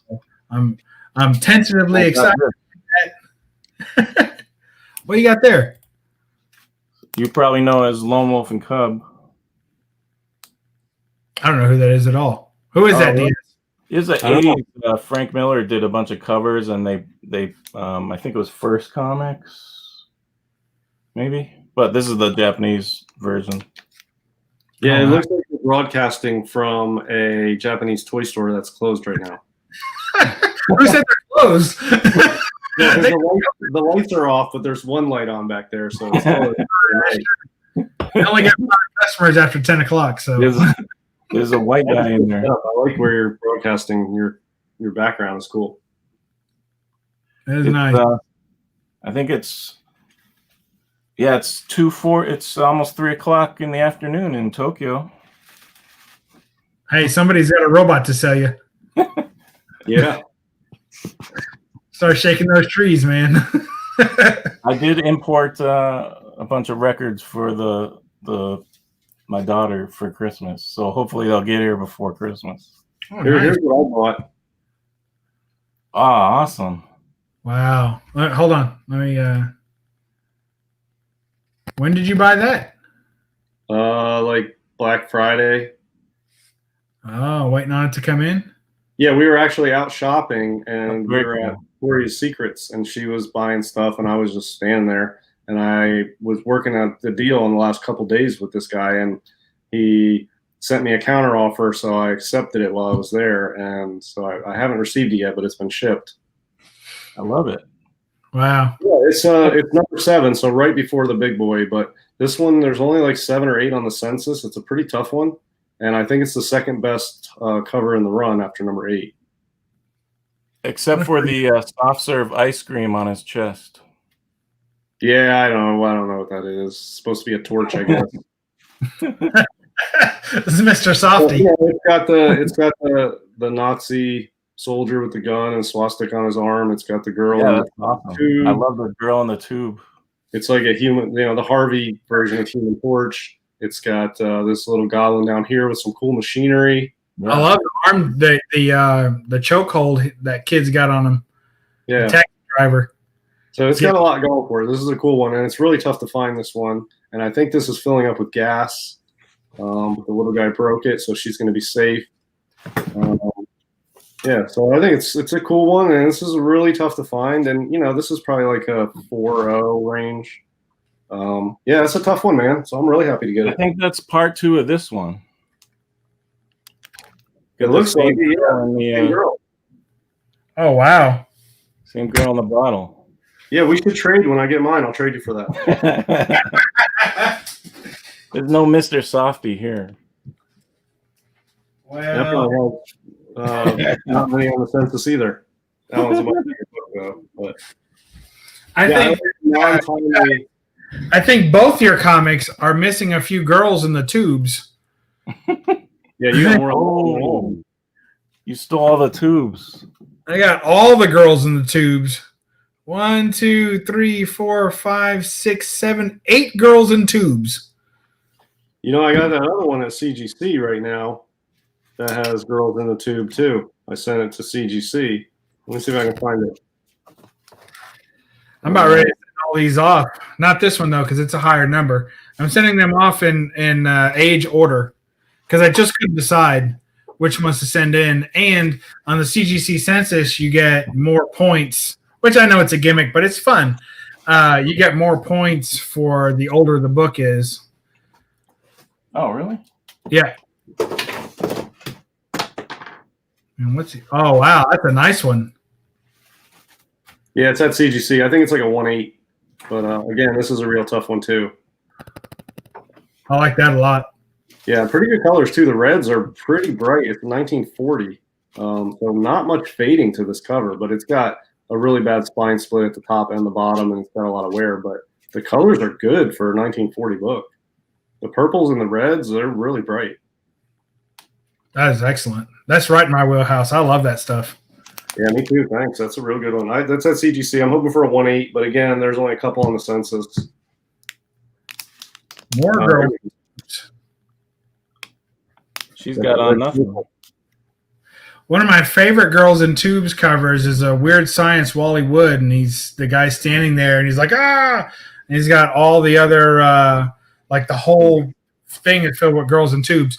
The problem that I'm having with that book is not that I have not found it affordably, but I love it so much that there's very few books that I want a good copy of, that I just like them so well. I don't want to settle for a rag copy, which I do settle for in a lot of other books. So, like, I want a good, 3-5 of that book, maybe 4 even, if I dare to dream. And those get pretty pricey and don't come up too often. So, yeah, I mean, you're talking a couple hundred to a few hundred for that, yeah. Probably. All right, one more tube. Oh, that one's the best right there. Oh, yeah, that's a winner. Literally. One of the few cap covers with a red skull too. And he looks pretty nuts. Yeah. Boy, wasn't he just maniacal then? Yeah, that's a good one. That is a tough book there. Wow. Beauty. I got that off of CGC boards for like less than 2,000 long time ago. Wow. Yeah, that's And worth it a was lot more than that like now. as soon as I said I'll buy it, like 2 other people tried.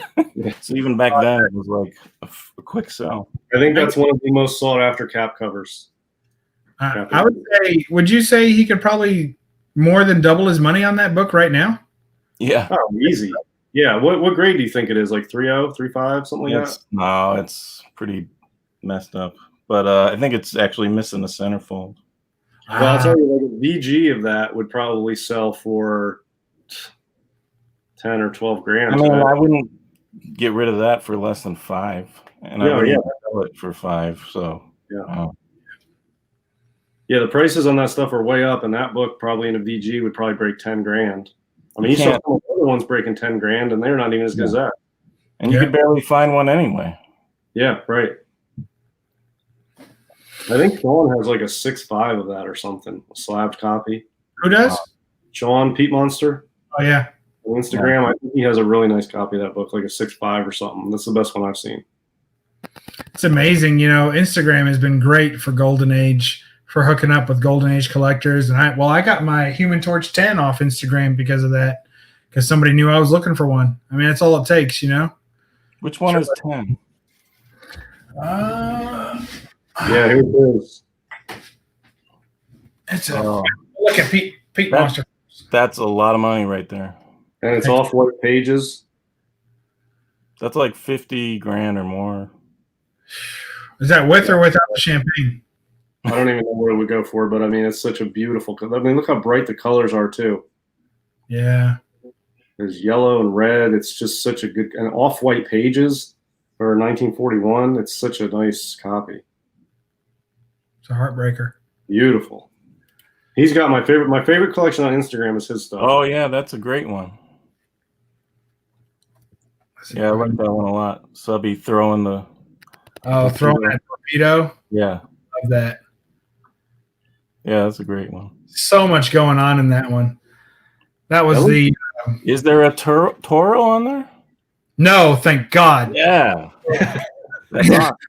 I don't like Bucky or Toro, so I'm always trying to find them where they're not there. And man, they're like on every cover almost. Yeah, the ones without them are pretty scarce. Yeah. I'll tell you, that's only a 1.5 with whatever the notes are, but it looks really good. I mean, that's a good copy, bub. I'm really proud of this one because it was pretty bad when I got it, and I feel like I brought it up to a 1.5. Well, that's a new CBCS holder too, right? Didn't you submit that recently? Yeah. This is a new holder. I'm going all my Golden Age is going to them. All my books are going to them except for my Planet Comics because I got the registry at CGC. I'm trying to crack the top 20. That's my short-term goal. Well, when you're ready for it, this will be waiting for you. I'm not ready. I cannot afford your generosity, sir. You have this nice 5.5 for just two more zeros at the end of that. Yeah. 2 more zeros on the end of that grade would not do it, honestly. There you go. I would probably, if what somebody would have to offer me for this, 73 maybe. I would probably do 73 on it. So you're all over a Hulk 1 at that point. You're all over a 1.8 Hulk 1. Yeah, I mean, a 73 on this would be a little profit, and I probably would do it for 73. Now that would be top dollar, but it's not an exorbitant price. I think that's fair, but it would be on the high end of a fair price probably. Wouldn't someone pay 8 for that? I don't think so. But I mean, how many are there on the market? Not a lot, but I mean, it's not like 73 is chump change. I mean, that's a big ticket item. You know what I mean? The biggest knock this has going for it's creamed off-white, which is not a huge deal breaker for a 1940 book. And it's actually hit the newsstands in 39. So creamed off white, you know, it's not great, but it's not bad. It's about average. And this one also had color touch removed. Oh, and you can see where it's been scraped. yeah. So that's sort of, I mean, it doesn't matter to me but like you can see it, there's a lot of it. You know, the way CGC is with their Yeah. page quality, though, I mean, anytime CGC gets a new holder, because they're going to keep getting new holders, I would just crack that and resubmit it. Like every time there's a new holder, just crack it and resubmit it until you get an off-white. Yeah, I mean, I don't have to worry about it. So look, it's a 5.5, has issues, but I mean, it's a nice copy of this book. So yeah, I don't think it would go for 8. There's been a couple. Wait a minute. Breaking news. It's sold recently, but just the covers for almost $500. Yeah. Yeah, I remember when that sold. I was a bit on that. There's a 6.5. There's a 6.5 on Comic Connect right now, and I'm going to see what that goes for. That would go more than this, but if that breaks like 10, then that puts this one around 8. Yes, I was just counting my change here on the desk. Wait, don't put that up yet. Desk, and I was almost up to 7,000, and I stopped because when I saw the back of that book, I got to pull some off. Check this out, Mike. Oh, what is that? It's got a tramp stamp. Oh, no. Put some chemical on there and get rid of that. The back cover looks nice, though. It's nice and clean. There's no staining or anything. The back cover looks better than the front cover. Yeah, it looks good. You can send it. Look, I'm not. I don't. 5.5 is better than I ever would have expected to have for this book, and it's probably arguably the best sci-fi book of the Golden Age. Yeah, so I'm really happy to have it. And 5.5. This is for me overachieving, but for people that are going to put up big money, they might not like this copy for a couple things. The color touch scrape, the cream to off white, so I don't know. I'm not worried about investment. Out there trying to put together a complete run, and you're not going to be able to do it without that book. So the higher the number, the grade, the higher the value is going to be. So there's always going to be a market for a book like that. I got my sci-fi wall sort of set up over here. I don't know if it's going to show up. Here's my highest one. Good. My highest grade golden. 6.0. Nice. Off white to white. Nice stamp on it too. Yeah. That's I love the date stamp placement. That's killer. That's fantastic. That's the Adam Hughes homage cover, isn't it? Yep. I'll tell you, this one, I think this one can bump. This one I just had reholdered, but it hasn't been pressed, and it definitely has pressable defects. But I don't really want to mess with it at this grade anyway. It's good enough. I thought that one had an issue on one of the corners or something like that. Well, yeah, it's not really that bad, though. Well, it's not that bad, but it's what's holding the grade, I think. Yeah, so I don't think even if I press it, it's going to go up. But it has pressable defects and would look a little better, but I don't really want to mess with it. Yeah, don't do it.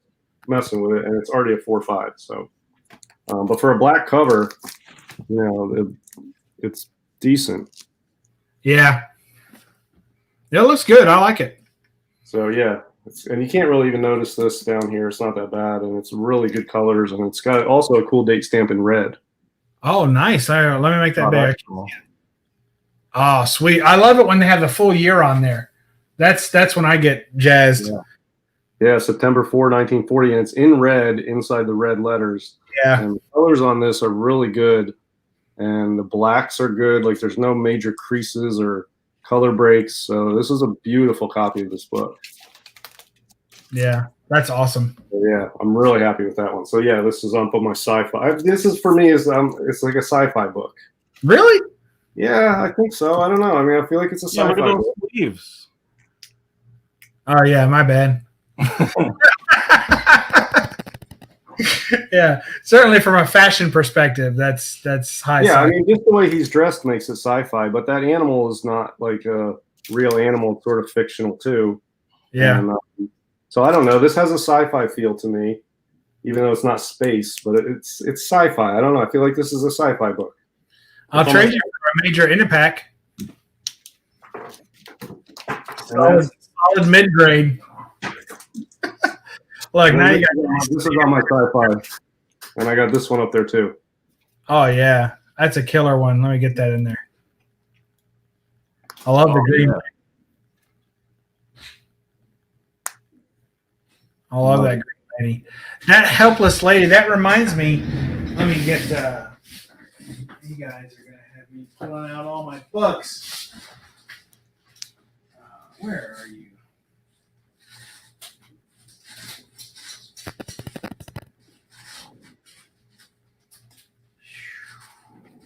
So yeah, that's a pretty nice one there. Now this one looks way better than a 4.5 because on the back it's got a chunk out. Is that worth more than the Planet? No, this one's probably. I think I could probably get five for this probably.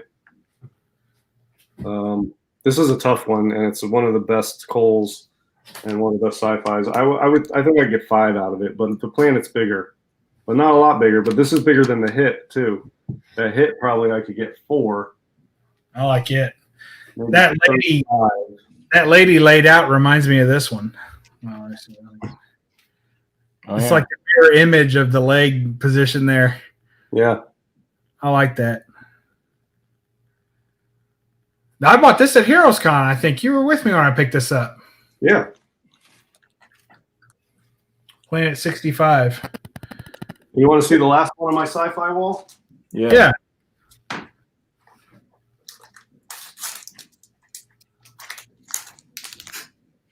Get out of here. Yeah. I guess. It's a sci-fi book. You know what I mean? I got rid of my Fantasy Masterpiece reprint of that in the last show. That's my sci-fi wall. Those 4 books I showed. That's my current sci-fi wall. Well, that counts. That's a space cover. I mean, it's a Rainbow Bridge. That's in space. I mean, they're in space. On it. Rainbow Bridge. Oh, now you guys are just getting out of there. Yeah, I like that one a lot too. Let me get my Muppets Pigs in Space cover. Yes. I can put that on my sci-fi wall. Actually, right now, I have my whole top row Golden Age across the board. So I have this was my big Planet pickup for this year. Well, one of them, but. Yeah, that's a tough one. This one. She says it looks like a biker to her. Like a badass biker. Yeah, I can see that. Oh, yeah. Yeah, that's a good one. I like that one a lot. And this. Is it a Whitman cover? Let's see, Biggie. Hold on. What? How do I get my... All right, there you go. Oh, yeah. What was the question? Is that a Whitman cover? Yes. Yeah, I like that Silver Surfer 1. That's a cool cover, too. There's a couple other Silver Surfer issues I want. I don't know if I had a one. I've had a couple copies. Good. I'm not a Surfer fan per se by himself. I sort of like when he's on. Like I like FF 75. It's the bright red floating heads with little Surfer on it. Yeah. I don't know that I really want anything just with Surfer on it though. I like that number 1. Hey, Knights. Yeah.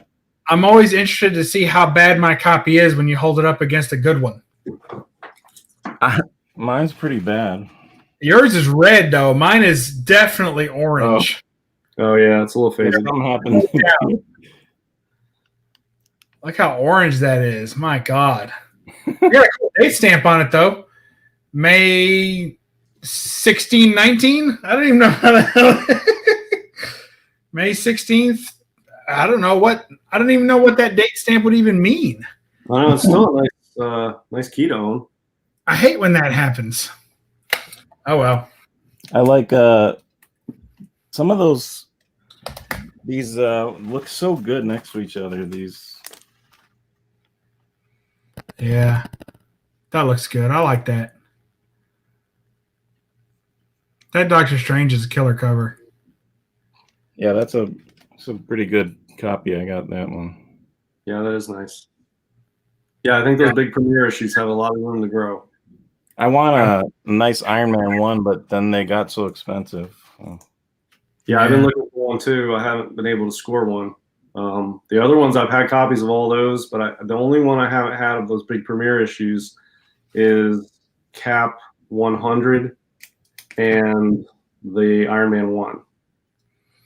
Yeah, I'm still looking for a Cap 100 too. I keep missing out on them, and I keep trying to buy another one and miss out on it, and it's just. I mean, I can find a bad copy of that. Yeah, I'm trying to finish up my Cap 100 to 112 or something like that. I want to pick up Marvel shipping on this. Steranko's. Oh, gross. Marvel chipping. That's not Marvel chipping. That's your Marvel fingers ripping off.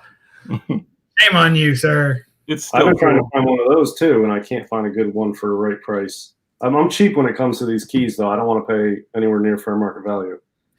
I got that one. That was one of my first early Wolverine appearances, and I got it with the Chris Claremont yellow label. Oh, nice. Yeah, I cracked this out. This was a 5.5. Ooh, that's a good one. It has a little tanning on the edge. It's kind of hard to see. Very little. I think I can get this bumped up. It's a pretty nice copy. It's squared up. It's nice. It's got good colors. It's really a decent copy. Isn't that square bound? Yeah. And the square bound on this is pretty nice. I mean, it's not chewed up or anything.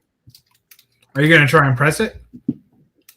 Yeah, I already pressed it once. The whole book was warped, though. And you press square bounds, you can't press them the same as other books. So I already pressed it once, and I didn't get all of it out. It's not going to show up here. It's mostly out, but I'm going to give it one more press, and I think I can get a 6.0 to 6.5 on it. You just leave the spine outside? Yeah.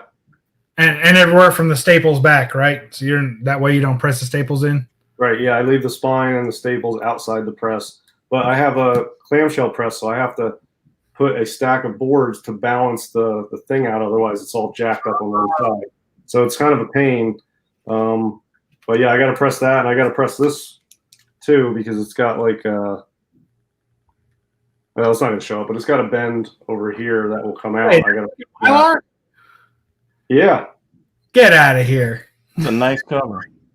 What are you doing with Mylar in your house? I'm sending CBC, and they're not going to give it back to me. But yeah, I don't know. The book is a little wide, so I didn't want to put it in a poly because it was like right up against it. So the Mylar has a little more room. Is this faded? I don't know. Let me see. What number is that again? Like I don't think it is maybe like her hair and that. I'm wondering if that's faded. No, I think it's mostly orange on that. It's orange and blue, I think. I don't think it's a bright red you're supposed to see. I think it might just be color strike. I mean, for me, mine looks exactly the same. It's very orange. It's orange on one. But you can kind of see, like, where it wasn't a good, a full color strike because it has a little, like, low density orange, like a little bit of yellow bleeding through. Is yours like that too? Yeah. I wonder if they did that so you could see the hair. They got that. Yeah, the little edges. When I first saw the book, I thought that it was damaged. I thought it had rub, and then I realized it was intentional. And then you realized it was a late bronze marble, and they fucked everything up. Yeah. Oh, did you see the chipping on this? I mean, you're lucky you can even find that without it being wrapped wrong. See, that's a good pair. Yeah, that's a good pair. Yeah, they belong together. Like you got the space in the background. Absolutely. I like that. Yeah, I don't think I want to buy a Silver Surfer one though. I would if I come across one in a collection or something, a Silver Surfer one that's like a 9.0, I'll hold it. But I'm not inclined to go buy a 9.0. And the only ones I get have been lower grade. I have like a 4.0 and like a 3.0. And I'm not inclined to keep a Silver Surfer one. I want a nice high grade copy, but I don't want to buy a nice high grade copy. So I'll just have to come across it. Yeah, that's kind of piece of tape I got right there. It was criminal what I paid for that Silver Surfer one. Oh yeah. You guys don't even want to know. I like know. that green though. I do like that. It's a nice contrast. Now my green is really clear, but that red is all gone. I wonder if this had been displayed or something. Oh, yeah. That was the book. I think DS was hunting that book when I met him. It was a little after that. That was when UPS it was FedEx delivered it to the wrong house. Oh, yeah, I remember that. Oh, man, your neighbor had it. I bought an 8.5 white pager of that, and FedEx gave it to the wrong person at the wrong house. So for half bad corner there. You were like, Mrs. DS, they said a woman signed for it. She's like, I didn't sign for nothing. Oh, man, is that a mash? Yeah, I don't know. Crappy corner. It's all right. That's a big book, though. That's a mash. I remember I had that and a Hulk 181, both 8.5 white pages, and I sold them both in the same week. Hulk 181, you took it to a con, didn't you? I took both of them to a con, but I sold the Hulk 181. I basically sold that to one dealer and took the cash right across the aisle to another dealer and bought a Golden Age book. And then I didn't sell the ASM. And then when I got back, I put the ASM up on eBay and it sold right away. Wow. I didn't know you were collecting all these bronze keys, Knights. I got these a long time ago. These are the ones that he has kept, that he's not getting rid of. I'm surprised you haven't sold those. I mean, I got rid of like everything except the big silver and bronze keys, and I just kept those forever. Yeah. I'm not going to get rid of them now. I love the red on this. Looks pretty good. Yeah, mine's a little bit like... It's not pink. It's not as pink as I've seen some of them. It's definitely still red, but you can tell that it's a little faded. The red on Colossus looks so good. Yeah, I mean, it's definitely still red, but it's not. That's okay. For a 3.5, this one, that goes first, the red, if you're getting it, if it's getting faded. That's what I heard, the red goes first. Yeah, the brightest colors go first. Yeah, I had a 7.5 of that, too, and I sold it. This is another book that I thought was damaged forever because of the little glare that they put on top of Colossus's head. Looks like a tape pull. Oh, yeah. Like right there, and I was like, "Oh man, it's a scratch copy! What a piece of crap!" But you see it on yours too, right? Yeah, it's there. And on Storm, what about those marks on Storm? Oh, were they overbled? Yeah, no, the little dot right there and there. Oh yeah, on yours. More defects. That's those bronze Marvel color strike right there. Add it again. I like this book. This was Alex. Brightest cover. Alex. Brightest colors DS on the Golden Age book. Of ones that I have? I don't know. Let me look through my 25 and I'll find it. I'll tell you the best red that I have is on my Phantom Lady, number 14. This is the richest red. And it's a dark red, but then she also has a bright red cape. And between the two, they're really a nice contrast. Let me see that. Oh, yeah, that is nice. So you can see like the two different colors. You got the dark Phantom up there, and then you have the bright cape. And they're both really strong red. My yellow and red. You got to have that ketchup and mustard, man. Oh, yeah. That's fantastic. Those nice colors. Yeah, I've got a red one I bought specifically because it was so sharp and it's almost entirely red. And the issues are mostly on the back, but the front is sparkling. And that's this one. Oh, yeah. Look cereal bowl. It is on this one. Look how rich that red is. I still miss the ring. Yeah, right. That one's on eBay right now. Is it still? Is it yours? It's my old copy. It's on eBay. David Adams is selling it. But yeah, this one is really bright red on the front. The colors are really good on this one, and really the issues are on the back on that top. You can see there's some chipping on the top. Man, look at those seats. Yeah. See the issues on the back. Perfect. Yeah, so there's some chips off the back, but the front is spectacular, rich. You're red up again. Really good copy of this. Let's look at all our red. Well, let's do all three at the same. Yeah, DS's might win. Well, Yeah, just so really mine's kind of dark, but I'm not sure if it's just because it's next to those other colors. Yeah, it's I got the black right next to these. If you had black in that color, I bet the red would show even more. It helps make it look darker. Yeah. That's the reddest red I got. I love it. Yeah, so I bought this one because I sold that 2.0, but I couldn't pass this one up. It just looked too good from the front. It just presented so well. I mean, it's still a 3.5 off white, so it's not a chump copy, but I couldn't pass up. The colors are too good on this one. There's Bill giving us a hard time because we haven't gotten rid of a book in over 20 minutes. This one's got pretty good color too. Good red. It's green, but pretty good green. Nice green. Hold on, one at a time, boys. Yeah, look at that. That's awesome. Wow, that's like a forest green. That's really cool. Yeah, and I love the faces in the background. Oh yeah.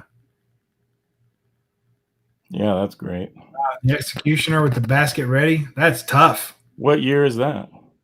54. And really, this book I think should go for more than it does. I got this for like $7.5. I mean, this is a tough one. I got this for, what did I pay for this? $1,800 maybe. Wow, that's pretty good. I feel like for this book should be at least $3,000. Well, it will be by the time you ever get rid of it. Well, as soon as it is, I'll get rid of it. Yeah. Look at that red. See, that's again, like you were saying, though, it has the block out, it has the border, the shadow, if you will, of the black. Yeah. And it really helps the red to pop. They even inked outside of Ant-Man in black. So it really does bring the red out. That's cool. I love that perspective. Scott, is it brighter than this? I think it's just different. Let me make it big. I feel like the ink on these old Golden Age cardstock covers might be not take the color better than these Silver Age. Yeah, I think that the silver one is brighter, but the gold one is richer. It seems more dense. Yeah. Check out the red on this. Oh yeah. Reds and yellows on that. That really pops nice. Yeah, I love the ketchup and mustard.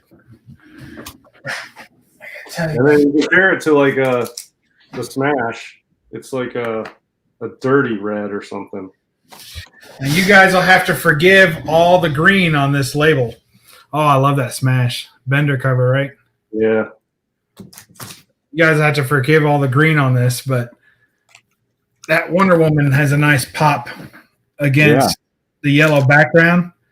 And then, of course, you get her suits with the yellow and red all over it. And the boots with the red and white. Yeah, that's a real cool book. What number is that? 52? 37. More doppelgangers. You wouldn't make me get rid of this one, would you, DS? You got to keep that. All right, I appreciate you. Oh, wow. I'd cut those loose, man.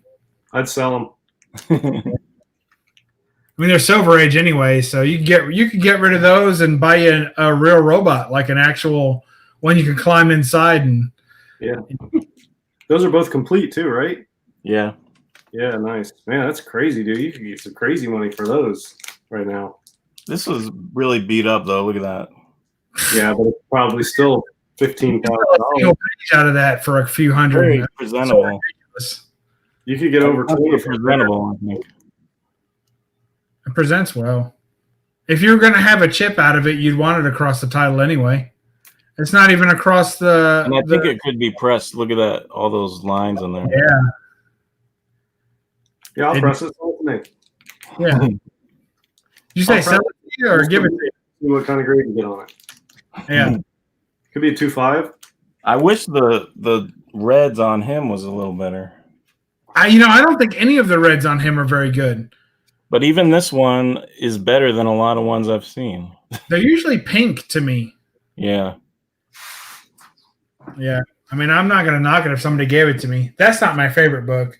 I do like the AF-15 better than that one, though. Than the. I felt like this. I had that both. It's kind of like Batman 1 and Detective 27.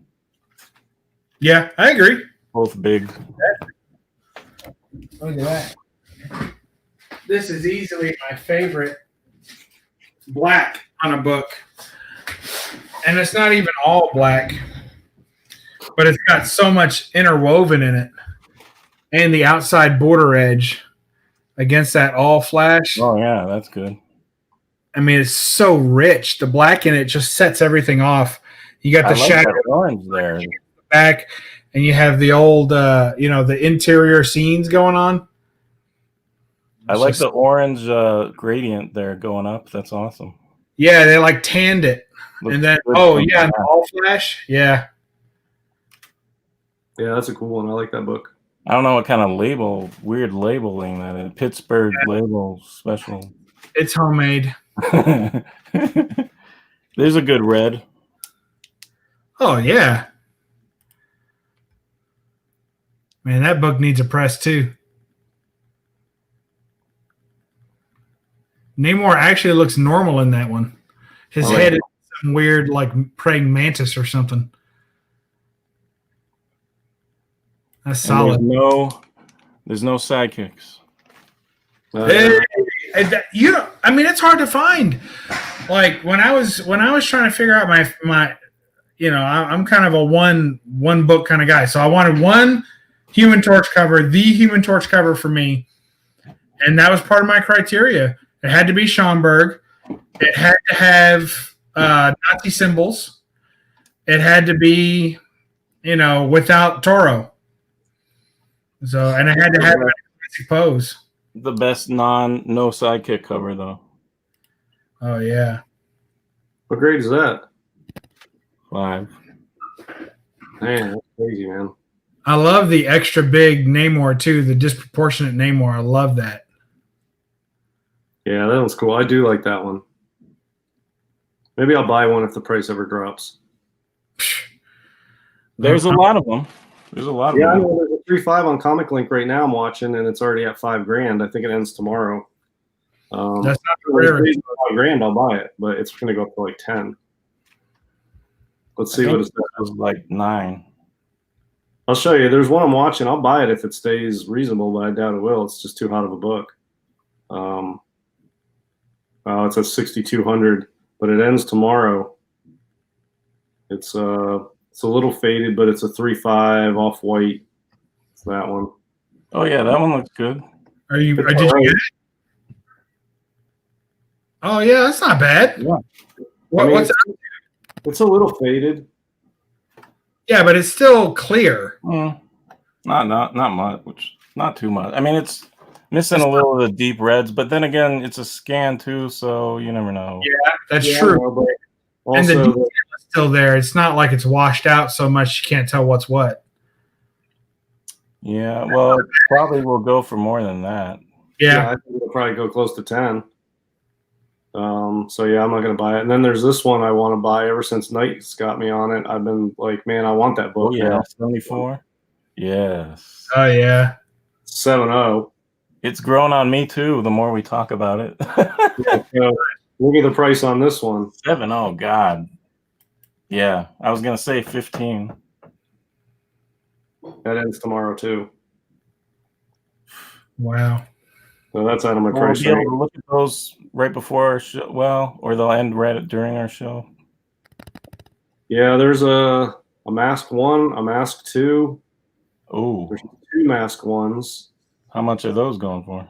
I thought you already had a Mask 1. Yeah, I do, but I would buy another one. I mean, it's a good book. 4.5, Mask 1, 4.5 off white to white. Current bid is $9,900. Wow.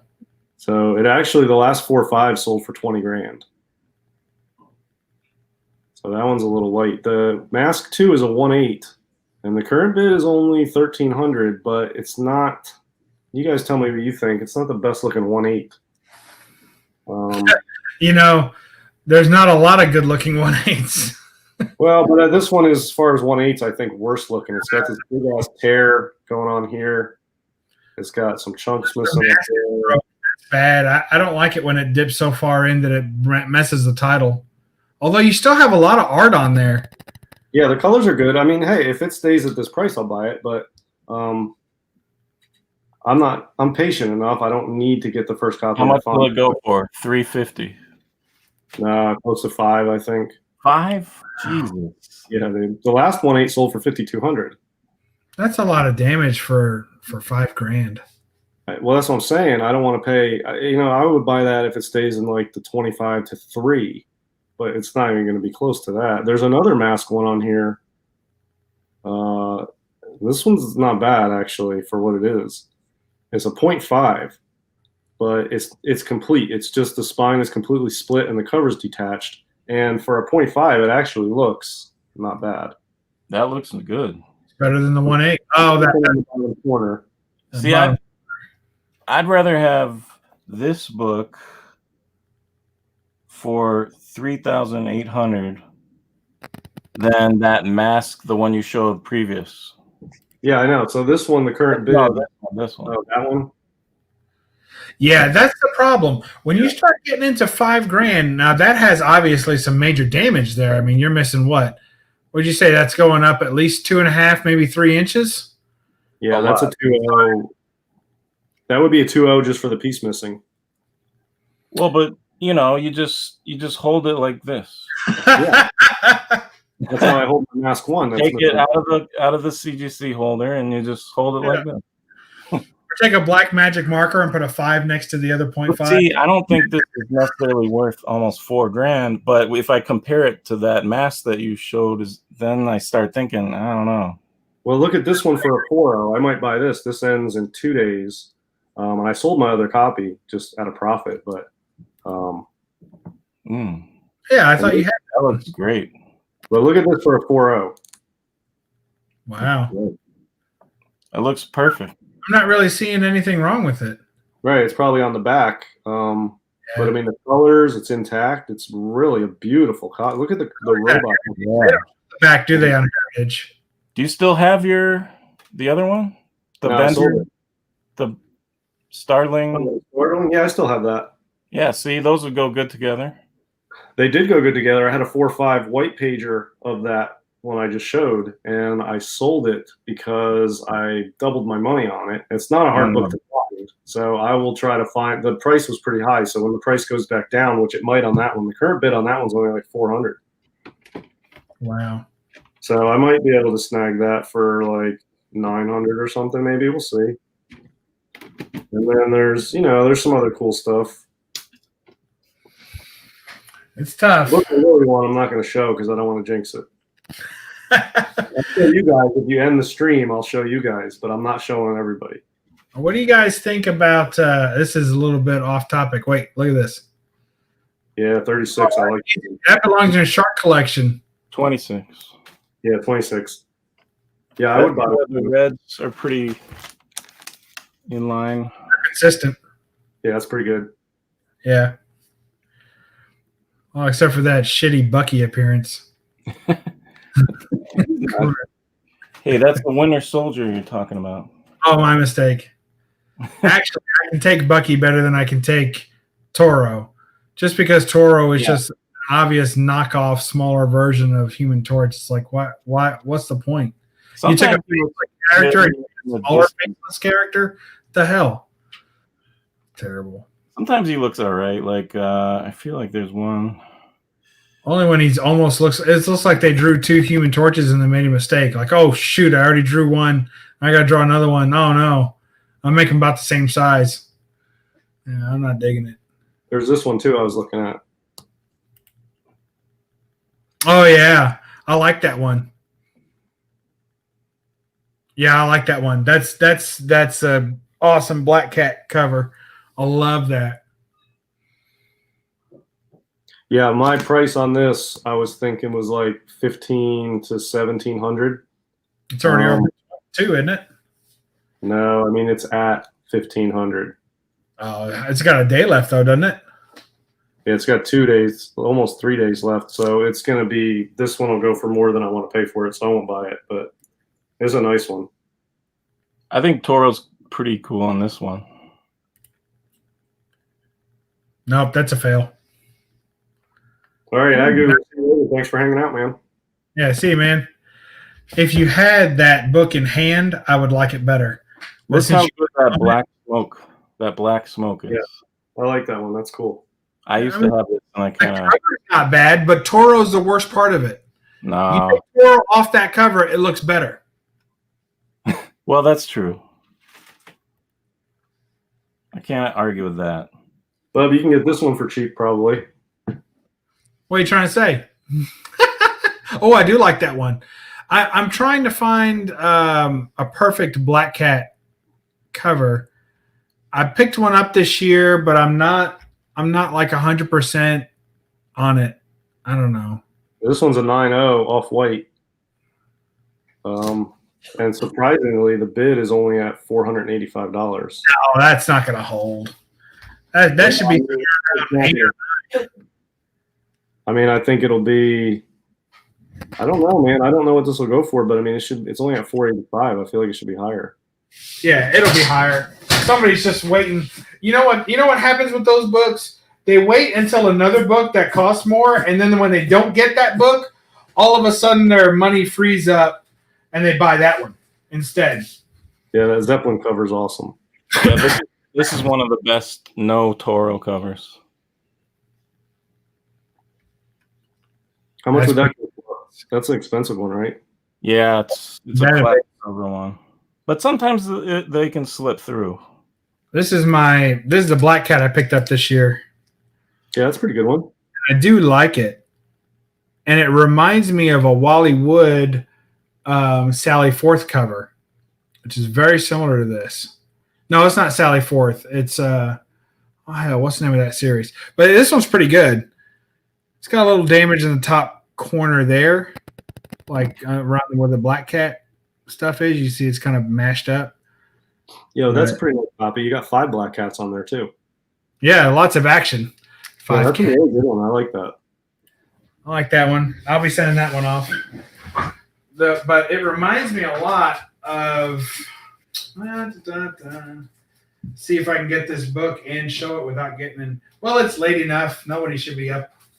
Nobody's up watching this, right? Nope. But it reminds me a lot of this cover. Oh, yeah. Oh, It has all the action poses, right? That one's got more boobs. It definitely does have more boobs. But it's got all these. It kind of has that same kind of clockwork look. Yeah. Where it's all around, you have the center action and then all the kind of judo moves around it. I saw this kind of random, I think, modern cover, and I thought of UDS because it looked pretty cool. Yeah, What is it? Oh, that's a gym? A modern gym? Yeah, that's I didn't know they were making that series again. I don't know how new it is or anything. It looked like almost like an old EC or just horror cover or something. Yeah, I do like that. Yeah, what's not to like about that? 633, number 633. Oh, I thought that's what time it was. You scared the hell out of me. I was like, oh, man, I got to be up an hour ago? How'd that happen? It's 1:30 where I'm at, though. I do have to get going. Yeah, I got to get going, too. Yeah, me too. All right, guys, let's shut it down. Good hanging out. I'll show you. Yeah. All right. Yeah, we'll say goodbye to everybody else. Thank you, everybody, for everyone, the crazy people who would watch this. Thanks for having me cut my collection down. We shaved off over 100 books tonight, so very good stuff. And we'll be back with some more shaving the collection. I am less than halfway through my collection, so there's still a lot of books to go. So, all right. Thank you all. We'll catch you next time on Bub's Comics. Remember, read a comic and don't apologize for the glare. Bye-bye. And